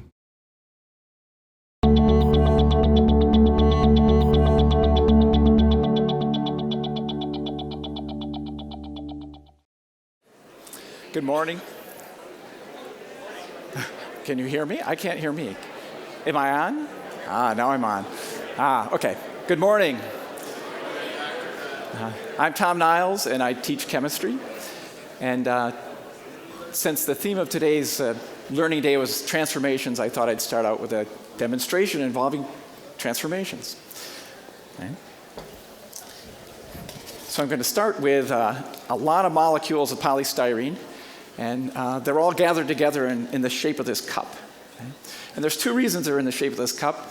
One of the reasons is that polystyrene molecules are really, really long. And so they get all tangled together, kind of like when you cook spaghetti and the cooked spaghetti is all tangled together. And the other reason that they're stuck in the shape of this cup is because they are feeling these things called intermolecular forces. Okay? And those forces make them stick together. Okay? And so again, think of your cooked spaghetti, and sometimes you don't do it just right, and some of your noodles are like stuck together side by side. Okay? Those are intermolecular forces. So those polystyrene molecules in here are all stuck together, and they're kind of forced to stay the way they are, and that's why they maintain this shape.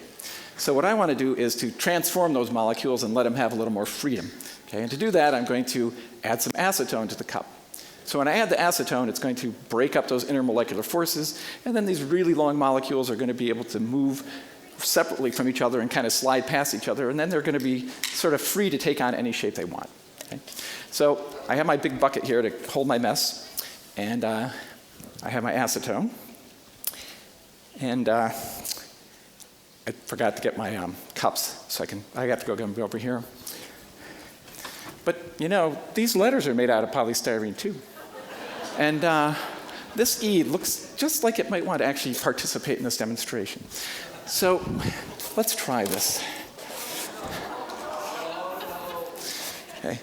I know I'm going to regret trying this, but we'll see what happens. Let's see if I can get it to go in there. Set this all up. I might have to actually pour some acetone on here for the way this sits. We'll try it here. It might run off. I'm going to try it through the letter first. There we go. Is it coming out the other side there?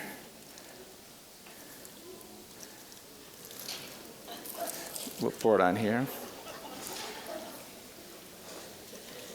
It might take a little bit of time here, but we'll get it to go. It's got to make it through the paint. I'll pour some over the top. I don't want to make a big mess on the floor.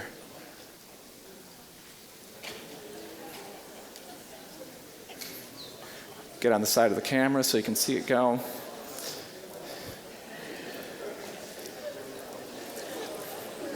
Okay. So what's happening here, it's slowly falling apart. I can spin the bucket around and you can, oh, maybe you're getting a good view up there. Okay. I'll pour some right here, you can see a better idea what's going on. It's just going and going and going. So what's happening is the intermolecular forces are getting disrupted. The molecules are free to move. They're still all there. There's all the polystyrene molecules that were there are still there. They're just getting some freedom here. Let me catch some. Okay. So you can see them, they're really long and stringy. And now with the acetone on them, okay, it gives them the ability to have a little more freedom of motion. Okay. And that's actually kind of part of the theme I want to talk about here is, we'll let this thing keep falling apart, but I want to talk about the idea of transformation. To me means that we're not making brand new people. Okay? These molecules aren't brand new molecules. They haven't undergone any kind of chemical reaction. It's just that we set them free. They have the ability to be something that they weren't before. Okay? And so that's what I want to talk about with our students. I want to tell a story of two students that came to GRCC to undergo a transformation. Okay? And that actually is kind of the reason why I picked that corny title, because I want to talk about two students, and it was sticking in my mind, A Tale of Two Citizens. I know I'm kind of pushing it a little bit there, and I thought, this is kind of corny, but can I make this connection? And I almost gave up the idea, but then I Googled transformations in A Tale of Two Cities. And ooh, I might have just glommed up. I have polystyrene all over the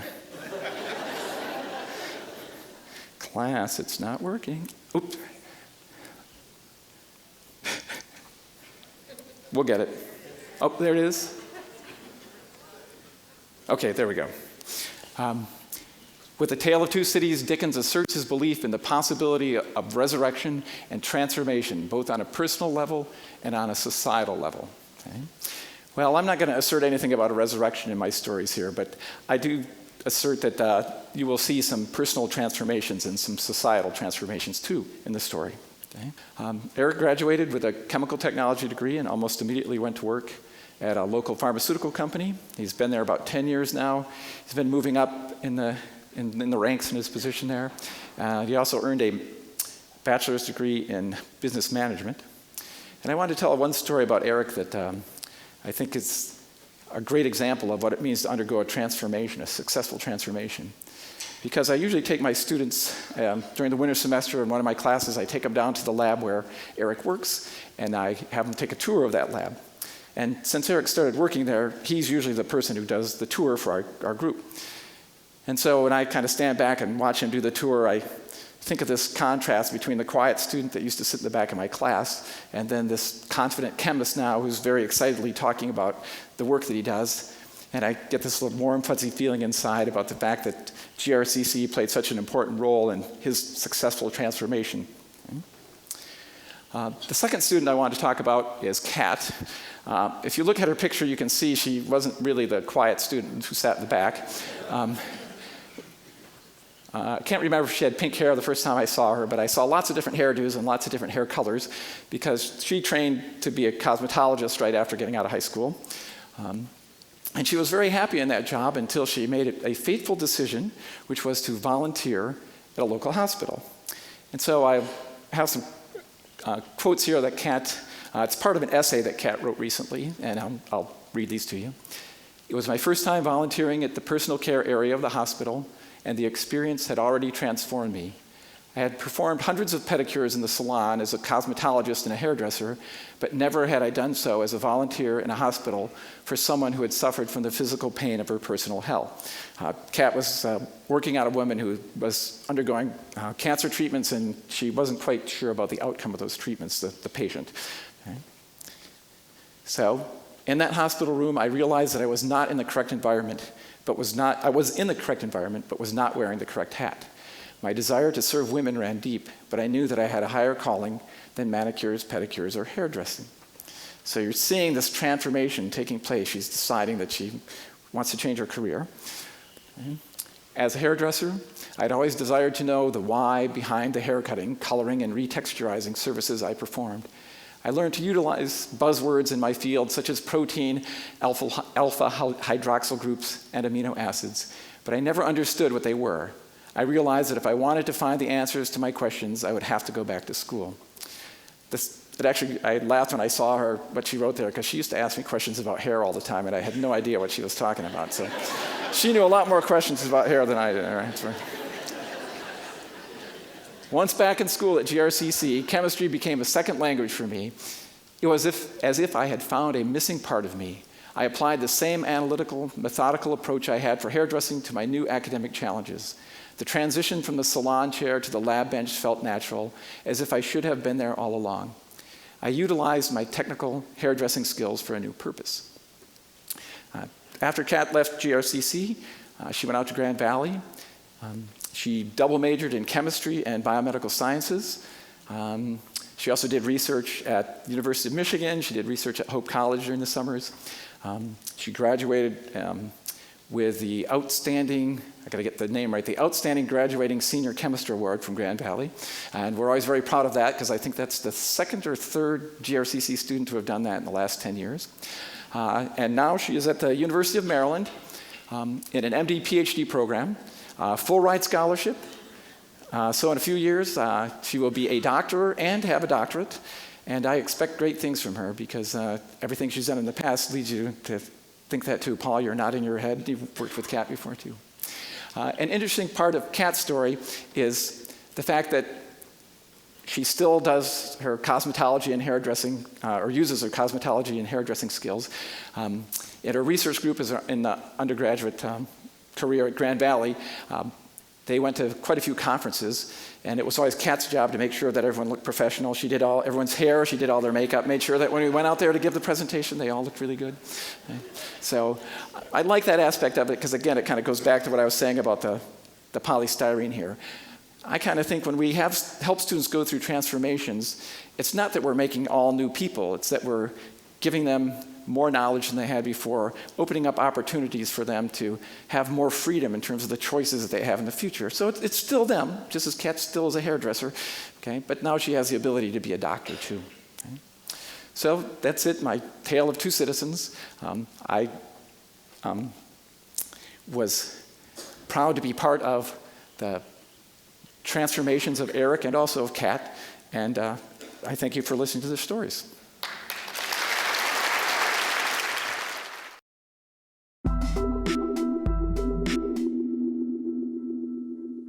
I didn't really think about going to college. I was like, I don't know if this sounds bad, but I was a factory rat. I always worked in factories, did a little bit of customer service. I was never really happy with what I was doing. I kept thinking like, oh, I could do better. And then I was doing housekeeping, and I was just like, why am I doing this? You know, why am I here? I should be doing something better with my life. And so I decided school would be good for me.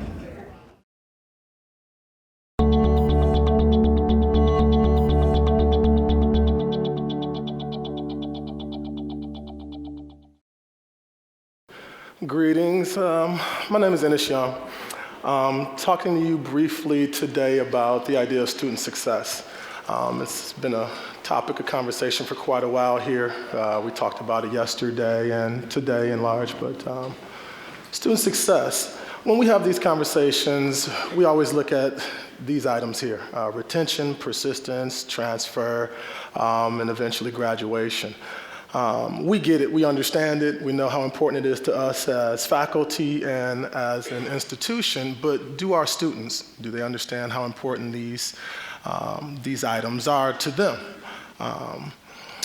So, I'm gonna tell you a little bit about me, personal story. Was in graduate school, just got done playing ball there at college. And when I was there, I was a full-time graduate student. When I was done playing ball, I was working full-time and got custody of my twin boys, in which you can see the picture there. So I was a father, working full-time, and at the end of the semester, I'd gotten a couple of semesters of graduate school in, and I was all excited, you know, I was doing well. One of my professors asked, "How did you end the semester?" And I said, "You know, I thought I did well." He says, "How do you define well?" I said, "All A's and a B plus." And he said, And I was waiting, and he said, "What a waste." I said, "Excuse me?" He says, "What a waste."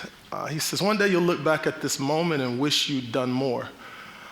wish that you pushed yourself as hard as you could to turn that B+ into an A. And I was silenced by that. This was a guy who had me in class for 16 weeks or so, who I thought should have known a little bit more about me and my struggles and what I was going through. The day-to-day chores of waking 2 boys up, getting them dressed, getting them off to daycare, full-time job, ripping and running, waking me up in the middle of the night because they're sick, doing all of these day-to-day activities that a father had to do. I had a lot on my plate, but for this guy who I thought should have known more about me to say that what a waste, it was a bit disheartening. So I say that to say this. Sometimes I think what we do is we have a vision of success for our students, and sometimes it's unfair. We put a little bit more on them than I think they can bear at the time, especially since we don't take the time to get to know them personally. Sometimes a C is the best somebody's got, and the words that we use can discourage them. So from there, I want to tell you a little bit about students. You know, I've got these students, and I just pulled 4 students out of one class and said to them, you got an opportunity here to let your voice be heard here at this conference that we're at today. I says, do you mind me just kind of interviewing you for a few minutes and, you know, saying whatever you want to say about your experience here at the community college, past educational experiences, you know, a little bit about your history, and they jumped at the opportunity. So I really want us to focus in on what they say success really means to them. So the first student you'll hear from is Joseph Hyleski. I grew up on the southwest side of Grand Rapids. I got heavily involved with hard drugs at a young age. I got trapped in what seemed like a nightmare of crack and crack whores that went on for over 15 years. I've had some mental health issues that I believe were directly related to my substance abuse issues. In 2003, I was diagnosed with schizoaffective disorder and bipolar. During that 15-year period of my life, I've been in and out of the county jail at least 20 times. I've lived there for over 3 years. And I've been sentenced to the Michigan Department of Correction twice. The first for a 1-year bid, and the second for 2 years. I've been committed to several mental institutions. I've voluntarily gone into rehab twice. I was just released from that second prison bid in August of 2015, this year, 4 months ago. I currently have A's in each of my 5 classes that I'm taking. It being the second to last week of the semester, I feel that I'm doing pretty good. Now, when I talk about my past history, I don't think of it as anything bad. I don't regret anything that I've done because I've learned a lot from it and it helped me to be who I am today. It all contributed to who I am and where I am mentally at this point in my life. If we do not have that suffering and things in our life that provide us with opportunities to practice our patience or tolerance or generosity and kindness, the struggles that we go through can be beneficial for us because it provides us with those opportunities to practice our virtues, learn, grow, and develop. I feel that the first step that we need to do is let go of all of our preconceived notions and concepts about ourselves, the nature of reality, and most importantly, about our preconceived notions about others.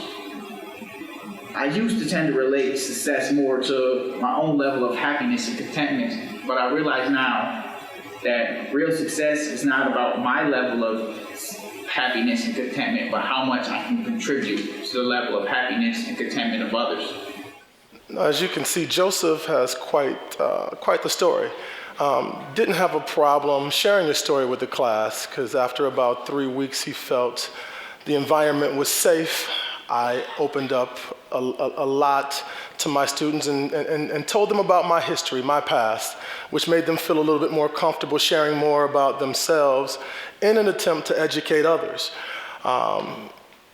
He wanted to tell his story in hopes that if he's in a class with some of you later, you won't judge him. because of his past experience with drugs and being incarcerated several times and having mental health issues. Joseph didn't base success off of the fact that he had 5 classes and A's in all of them, and I can attest that he had an A in mine. Success for Joseph was about educating himself enough to pass that information on to others. And he hopes to transfer from here and get his bachelor's degree in social work. Sherry's the next one that you'll hear a quick story about here. I decided to come back to college because I've lived, kind of had a rough past, a marriage that didn't work, and never really put any effort forward to getting an education. When I was young, getting an education wasn't really a pushed thing, but now that I'm older, I just strive to be better. I want to do more with myself. I just want to be happy and live a good, full life, and I just feel like I've never reached my potential because I left and didn't go back to school. So at this point in my life, I was just ready to make that commitment and go back and get a better education and recommend it to anybody. It's been great. I feel a lot better about myself. I got my self-confidence back, and I'm back to being me again. I feel like I lost myself along the way, but I feel like I found myself again now that I've come back to school and have continued on. I just feel like I recommend it to kids to stay in school and just do it right out of high school. Don't wait until you're 49 to do it. Do it when you're young and get it done, and then you live that good life from there on. So, so I'm loving it. Again, this was Sherry explaining to us what success was to her, which is taking that first step and enrolling into the community college. She talked a little bit about her desire to build in her self-confidence, and I saw her grow from week 1 all the way to week 14 and 15, and she turned into a mentor in the classroom, working with a lot of the other young ladies and helping them through a lot of the issues that they had, personal issues and relationship struggles. She talked about not being able to identify who she was anymore because a part of her was tied to this dead marriage. And she said that she's here trying to create a brand new identity, and that's what Grand Rapids Community College is hopefully going to provide for her. The next student that you'll hear from is Angel Sanchez. This is my 3rd semester at GRCC. I come from a background with very little education. My mother dropped out when she was 15. My father dropped out when he was 8. So my background was... There was no background in education. I wasn't accustomed to learning. I was always told to work hard, to work hard and you'll someday become something. So I dropped out of school too. 16, went straight into the working field. When I hit 18, I started working in the manufacturing field, worked a lot of overtime until I started to realize it was meaningless. I wasn't learning anything. I wasn't gaining knowledge. So I decided to get my GED. I got my GED, and everybody said the next step was to go to college, So I just jumped into college. My first semester, it was all right. Second semester, had a difficult time. My mother was mentally ill. It just took a big toll on my family, and I let that get to me. And I let it become an excuse for me to fail in college. I was lacking education. I wanted to learn. I wanted to become a successful student. So I enrolled myself back into school. I gave myself the opportunity to get back into school, to pay my tuition out of my own pocket. And I feel that is successful to me because I don't know anybody around that I'm surrounded by that would actually do something like that. So this is Angel. Angel was, he ended up being really special to me. He spoke about how he didn't have a strong support system. His mom dropped out of high school. His father never went back to school after he was 8 years old. So education really wasn't stressed in the household for him. He was distracted by his mother's mental illness. She was on medication, off medication, and there was times he didn't know if she'd ever come back home, being missing days at a time. His story really resonated with me. Despite those difficulties, Angel was the first person in his family to get a GED and find some value with that. When he got done with that, he pushed himself, enrolled into college, but dealing with his mother's mental illness again, he felt like, I'm working full time, I gotta watch mom, and he said, I got too much on the plate, so he made that as an excuse to drop out, but came back with no financial aid and decided that he was gonna pay for school himself. Now, Angel was really quiet, never said a word, first 2 or 3 weeks, and then one day I said, have you had a tour of the campus? And he says, well, no, and I'm in Sneeden. And we took the walk from Sneeden to the main building. We went to the field house. We walked around 45 minutes. When we got done, I couldn't shut Angel up. He participated in class on a high level. And he said that after this class, he's going to continue with his education. So the last student that I have here is Andre Proctor. You'll hear from him now. When I was in grammar school, it was my education in grammar school was not good. I couldn't tell you anything I really learned in grammar school except learning how to fight and learning how to be a bully and learning about things that wasn't even necessary for school. But when I was in high school, that's where I met my mentor, and his name Anthony Torres. He helped me out through life. He was the one that showed me, stuff other than 3 blocks away, other than my 3 blocks of territory that I'd be on. And he took me to the Holocaust Museum, took me to the Art Institute of Chicago. He took me to a lot of universities, a lot of community colleges. He showed me things that nobody else showed me, which made me know I wanted to get out of Chicago. I was always around a gang. Like, all my friends were in gangs. Luckily, I didn't have to be in a gang because my brother was a gang leader. And so that didn't push me to be in the gang. Right now, my brother is locked up in jail for 50 years because he shot somebody in the head and his best friend told on him. That motivated me to get out of Chicago too. The gang activity, the gang thing was going on, me getting shot at, my friends getting killed, my cousin getting killed the week before I started school, the week before I started college.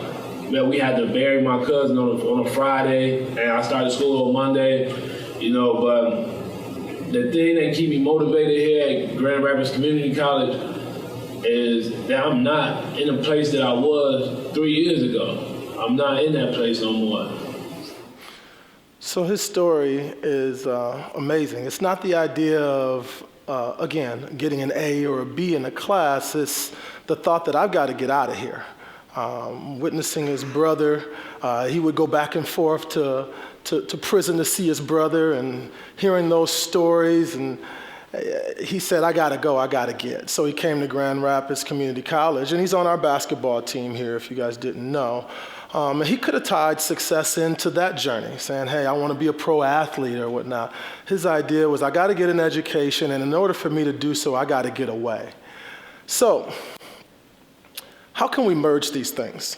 Give the students what they need, and they're telling us what they need, some time of, somebody to really care for them and put their needs first, go out of yourself sometimes, and they give us what we need, which is them be persistent, hang in there even when it gets tough, and get to a point to where we can get them to see that college might be the best choice for you, and get them to transfer and graduate. How can we merge these perspectives? When I first start in my semester, I always ask the students, what does success mean to you? Write it down on paper. What does it look like? What will you have? What will you be doing? What type of person will you be? They all write it down, and they kind of giggle as they're doing it. But when they're all done, I say, now we're going to stand up one at a time, and you got to tell everybody what it means to you. And most of them are ashamed and choose not to say anything, in large because even though they have an idea, they're able to set goals, they don't think they're attainable. And for them to say it out loud, it's almost embarrassing to them. They don't have strong support systems. Half of them don't have people that believe in them. So how can we make this work? At the end of the semester, probably about 14 weeks or so in, I asked them again, what does success mean to you? What types of things will you have? What will you be doing on a larger scale? What type of person will you be? Because that matters to me way more than materialistic things. When somebody says your name, what does it mean? Is it positive or negative? And after 14 weeks, you'll be the amount of change that these students go through, it's amazing. Now they're bold about standing up and saying, I'm gonna graduate with an associate's degree from Grand Rapids Community College. I'm gonna transfer to Western Michigan where I can get my degree in this. Or some of them say, I'm gonna get my associate's degree and not just have a job, but now they understand the difference between a job and a career. Some of them say, I'm gonna educate myself enough to be able to give back to the community, but bigger, be able to support the people who've supported me through this journey, my parents, and give back to them. You see? So the growth is amazing. So how can we make this work? First, I think our students need to know that they're cared for. That we literally have a desire for them to become successful, and we believe in them. We talk a lot about efficacy and self-confidence, but some of these students don't have much. So it's going to take us going outside of ourselves in order to help them build these things up. The next thing is it's going to be on you to make yourself vulnerable. I'm going to be honest, somebody in here's mom or dad was dealing with a mental illness, and we're keeping it a secret because we're too embarrassed to say. If you tell that story, one of your students might come out and share a little bit about themselves to you, and now you've got what Andre had, a mentor. That's what these students need. They need mentors, somebody to say, I got your back, even when it gets tough, I got you. That's what they need. So open yourselves up, be vulnerable. The next thing is make sure that you're willing to support them, because with some support, a lot of love, like Nikki said, the right kind of love, if we can give them some support and some love, we can help them navigate through and achieve their goals, the goals that they have for college, but bigger than that, the goals that they have for their lives. So thank you. Thank you.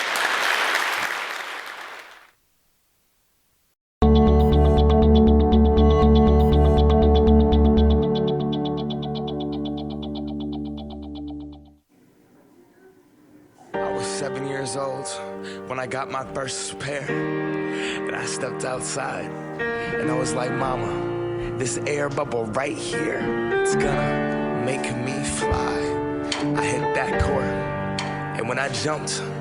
I swear I got so high. I touched the net. Mom, I touched the net. This is the best day of my life. Air Maxes were next. That air bubble, that mesh, the box, the smell, the stuffing, the treaded spool. I was so cool, I knew that I could increase them. My friends couldn't afford them. 4 stripes on their Adidas. On the court, I wasn't the best, but my kicks were like the pros. Yo, stick out my tongue so everyone could see that logo. Nike Air Flight book bag was so dope. And then my friend Carlos's brother got murdered for his 4s. Whoa. See, he just wanted a jump shot, but they wanted to start a cult, though. Didn't want to get caught from Genesee Park to Othello. You could clown for those pro wings with the Velcro, those were not tight. I was trying to fly without leaving the ground, cause I wanted to be like Mike, right? Wanted to be him, I wanted to be that guy. I wanted to touch the rim, I wanted to be cool, and I wanted to fit in. I wanted what he had, America, it begins.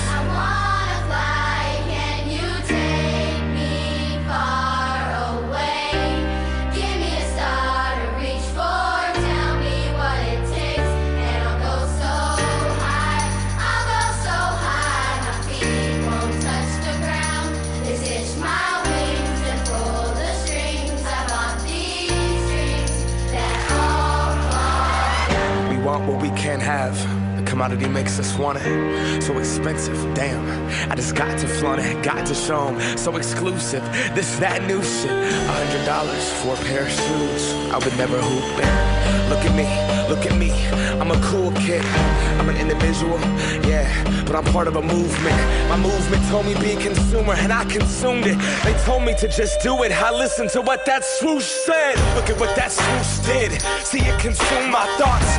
Are you stupid? Don't crease them, just leave them in that box. Strangled by these laces, I can barely talk. That's my air bubble and I'm lost.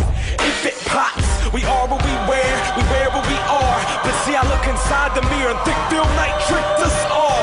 Will I stand for change or stay in my box? These Nikes help me define me, but I'm trying to take mine off.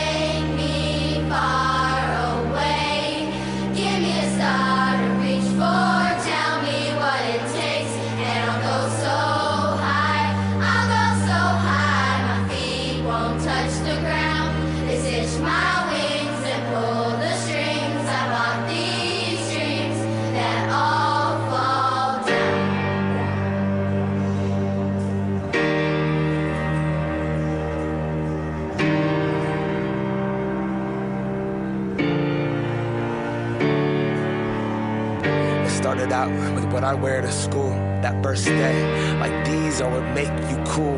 And this pair, this would be my parachute. So much more than just a pair of shoes. Nah, this is what I am. What I wore, this is the source of my youth. This dream that they sold to you. $400 and some change. Consumption is in the veins. And now I see it's just another pair of shoes.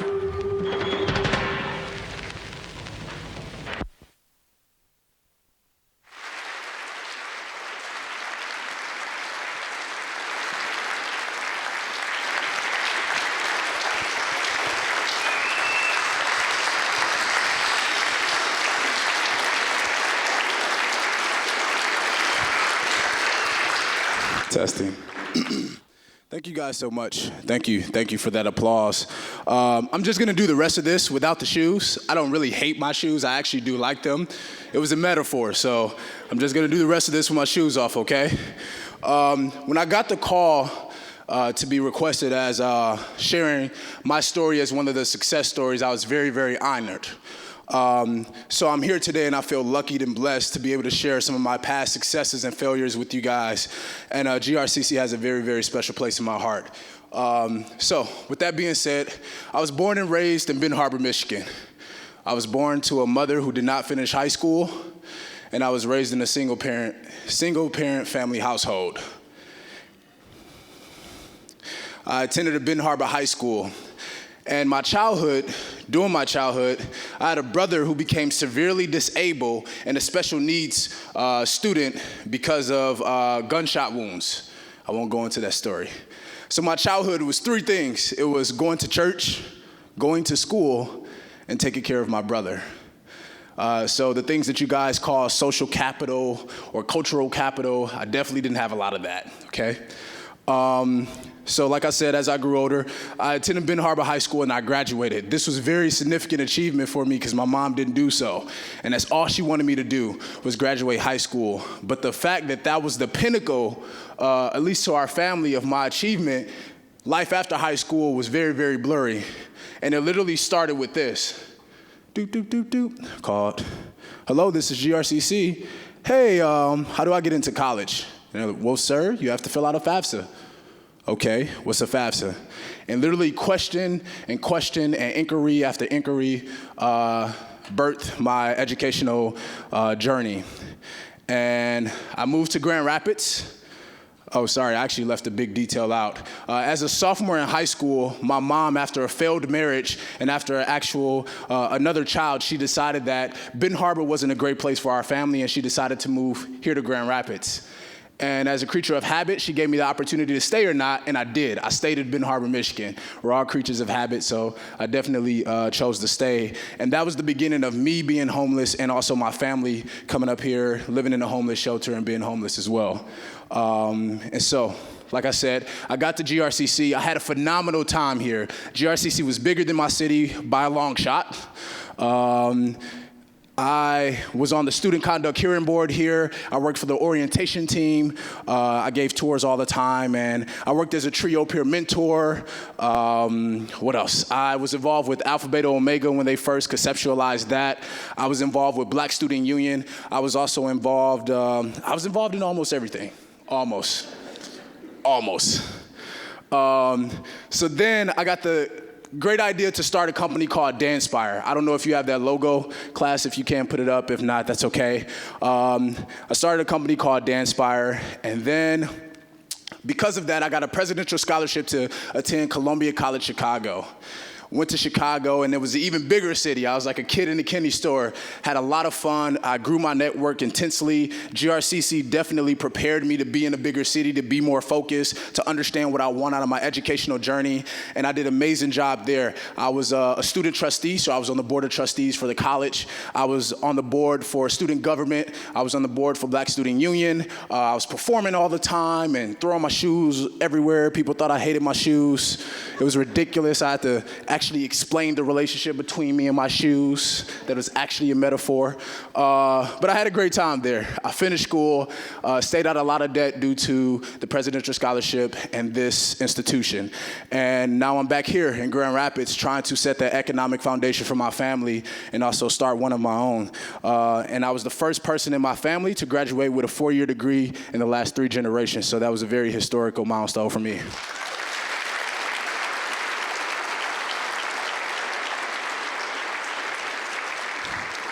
Thank you. So I have very little time, and I'm going to try to finish as fast as possible. So with that being said, although I'm here as a success story, I want to make it very clear that I think that my definition of success is much different from the traditional definition. Many people talk about, I think if you put me on paper and you looked at my achievements and you looked at the things that I did, I may or may not have an advantage over somebody else. I may have been a little bit more active or a little bit, I may look good on paper. I have a 4-year degree, all those things. But I think if you were to take the comparison and make it, how much growth has this person grown in the last year? If you include that 5-year history with me and anybody, I won't say anybody, but many, many people, whether it's in the Grand Rapids area, the Chicago area, I think I'll have a very, very impressive resume. And I explain it during my experience when I ran track. I ran track for Benton Harbor High School, and I had a friend named AJ. AJ was super fast. I started track during my junior year, so I had 2 years. So basically all my achievements was based on talent. The training wasn't there. So AJ was super fast. Every time I run next to AJ, I would feel really bad about myself. Really, really bad. I feel super inadequate. I'll stop running and probably go sit on the bleachers. Yeah. But there was another guy that I was super close with, and his name was LaRon. And anytime I would run next to LaRon, I would feel really great about myself because LaRon's been here since freshman year, and I'm beating him like my first practice, right? But I think that's how a lot of us live in life. Our reference point for success is based on whether we're looking at an AJ or a LaRon. If we're looking at AJ, we're always feeling down about ourselves. We're always talking about how we don't have the next car, the next house, the next degree, the next this, the next that. And sometimes we're always looking at the LaRon, and we feel super great about ourselves, how we have this next car and this, and this. And if you guys if we all understand that there's always going to be somebody less fortunate than us and somebody more fortunate than us, then it always depends on your reference point. And during my time here at Grand Rapids, I've developed the concept, if I'm looking at my watch when I finish the finish line and I beat that time next time, I'm going to outbeat anybody else on the track field. I started my first year with a 17.2. I got it down to maybe a 14.3 or something. I was the second fastest runner on the track team. But if we all beat our own score, that's my definition of success. It's not the language of achievement, although that's the ultimate goal. It's the language of progress, and I think everybody can speak that. It's the universal language. With that being said, so we talked about the definition of success. My time here doing GR, I think there's a lot of people who contributed to me developing that philosophy. And although I'm gonna miss some people, I wanna speak about a few people in general. I think one of those first people is Jenny, who worked in the TRIO office. I remember the first conversation, it was like the second or third visit I had a conversation with Jenny, and she was like, Diavondre, what are your goals for this year? What's your goals for this year, and what do you want to do in the next 4 years? And I had this list of goals, like super just out of the pocket. She didn't expect it. I don't remember what I said, but I remember her response. And her response was like very anxious and like unsettling. She was like, Diavondre, you gotta like slow it down, man. You can't do all of that like in a year, man. Like this is almost impossible. And I was appalled. I was like, what? I come from Ben Harbor. Me being here is you know what I mean? Like I was like super like fired up. And so me and Jenny developed this relationship where she started to understand what I was capable of in my capacity. And she definitely, her job was to say, Diavondre, you may be having too much on your plate. But Jenny definitely contributed to me developing that philosophy. I think another person was Andre Fields. Every time I saw Andre around, he was that guy that I wanted to be. African-American male, very passionate about his community, always trying to find resources and leverage his talents and ability to better his community and the community of GRCC. And even me and Andre talked maybe a couple of months ago, and he's like, I'm like, Andre, I just looked on LinkedIn. You don't have a page. He's like, yeah, I'm not going to get on the social media until I get my PhD. And I was like, that's the type of discipline that I love. Like he was always setting goals for himself. And another person that I met here at GRCC did the same thing was Jennifer Knopf. I was a little bit disappointed when GRCC said you had to take accounting for a year. I'm not gonna lie. I was super upset about that. But Jennifer definitely made it engaging, interactive, and just digestible. And I talked to Jenny recently, and she's still, she just bought a house, and she's always trying to figure out new goals to run. She runs in the morning, even though she has kids. She's talking about doing a marathon, and it's just that philosophy. Those are the people that I picked up on, and I believe the people that impacted me the most during my time here at GRCC was due to their transparency and their honesty. Due to that. And it weighed on me a lot. And so time is almost running out, and I just want to leave you guys with this. Something that I think that the teachers here or the people who work for the college, I hope that they will be doing for their other students is finding their Danspire. And what I mean by that, I'll give you an example. Last night, I had my little brother in the room. Mom was super upset at him. And I was super upset, but it was about his grades. It was something prior. I just didn't like his grades right now at the moment. And I told him, I said, hey, what's going on, man? Tell me what's going on. And we're talking. And I was like, I just want to let you know, we're going to have a talk soon. And I'm not impressed by your grades, man. Like, we need to have a talk. That's super unexpected. Unacceptable. And so we start to have a conversation. And I say, Jadarius, he injured his finger playing basketball, so I had just wrapped it up. And I said, with that finger right now, how many push-ups you think you can do? And he was like, with this finger, I could probably do 25 straight. I was like, what if you gave everything you got? Like, if you just pushed yourself through it, how many you think you can do? And he was like, 40. We could do 40. I was like, cool. So I'm not going to leave this room until you do 100. And I sat there.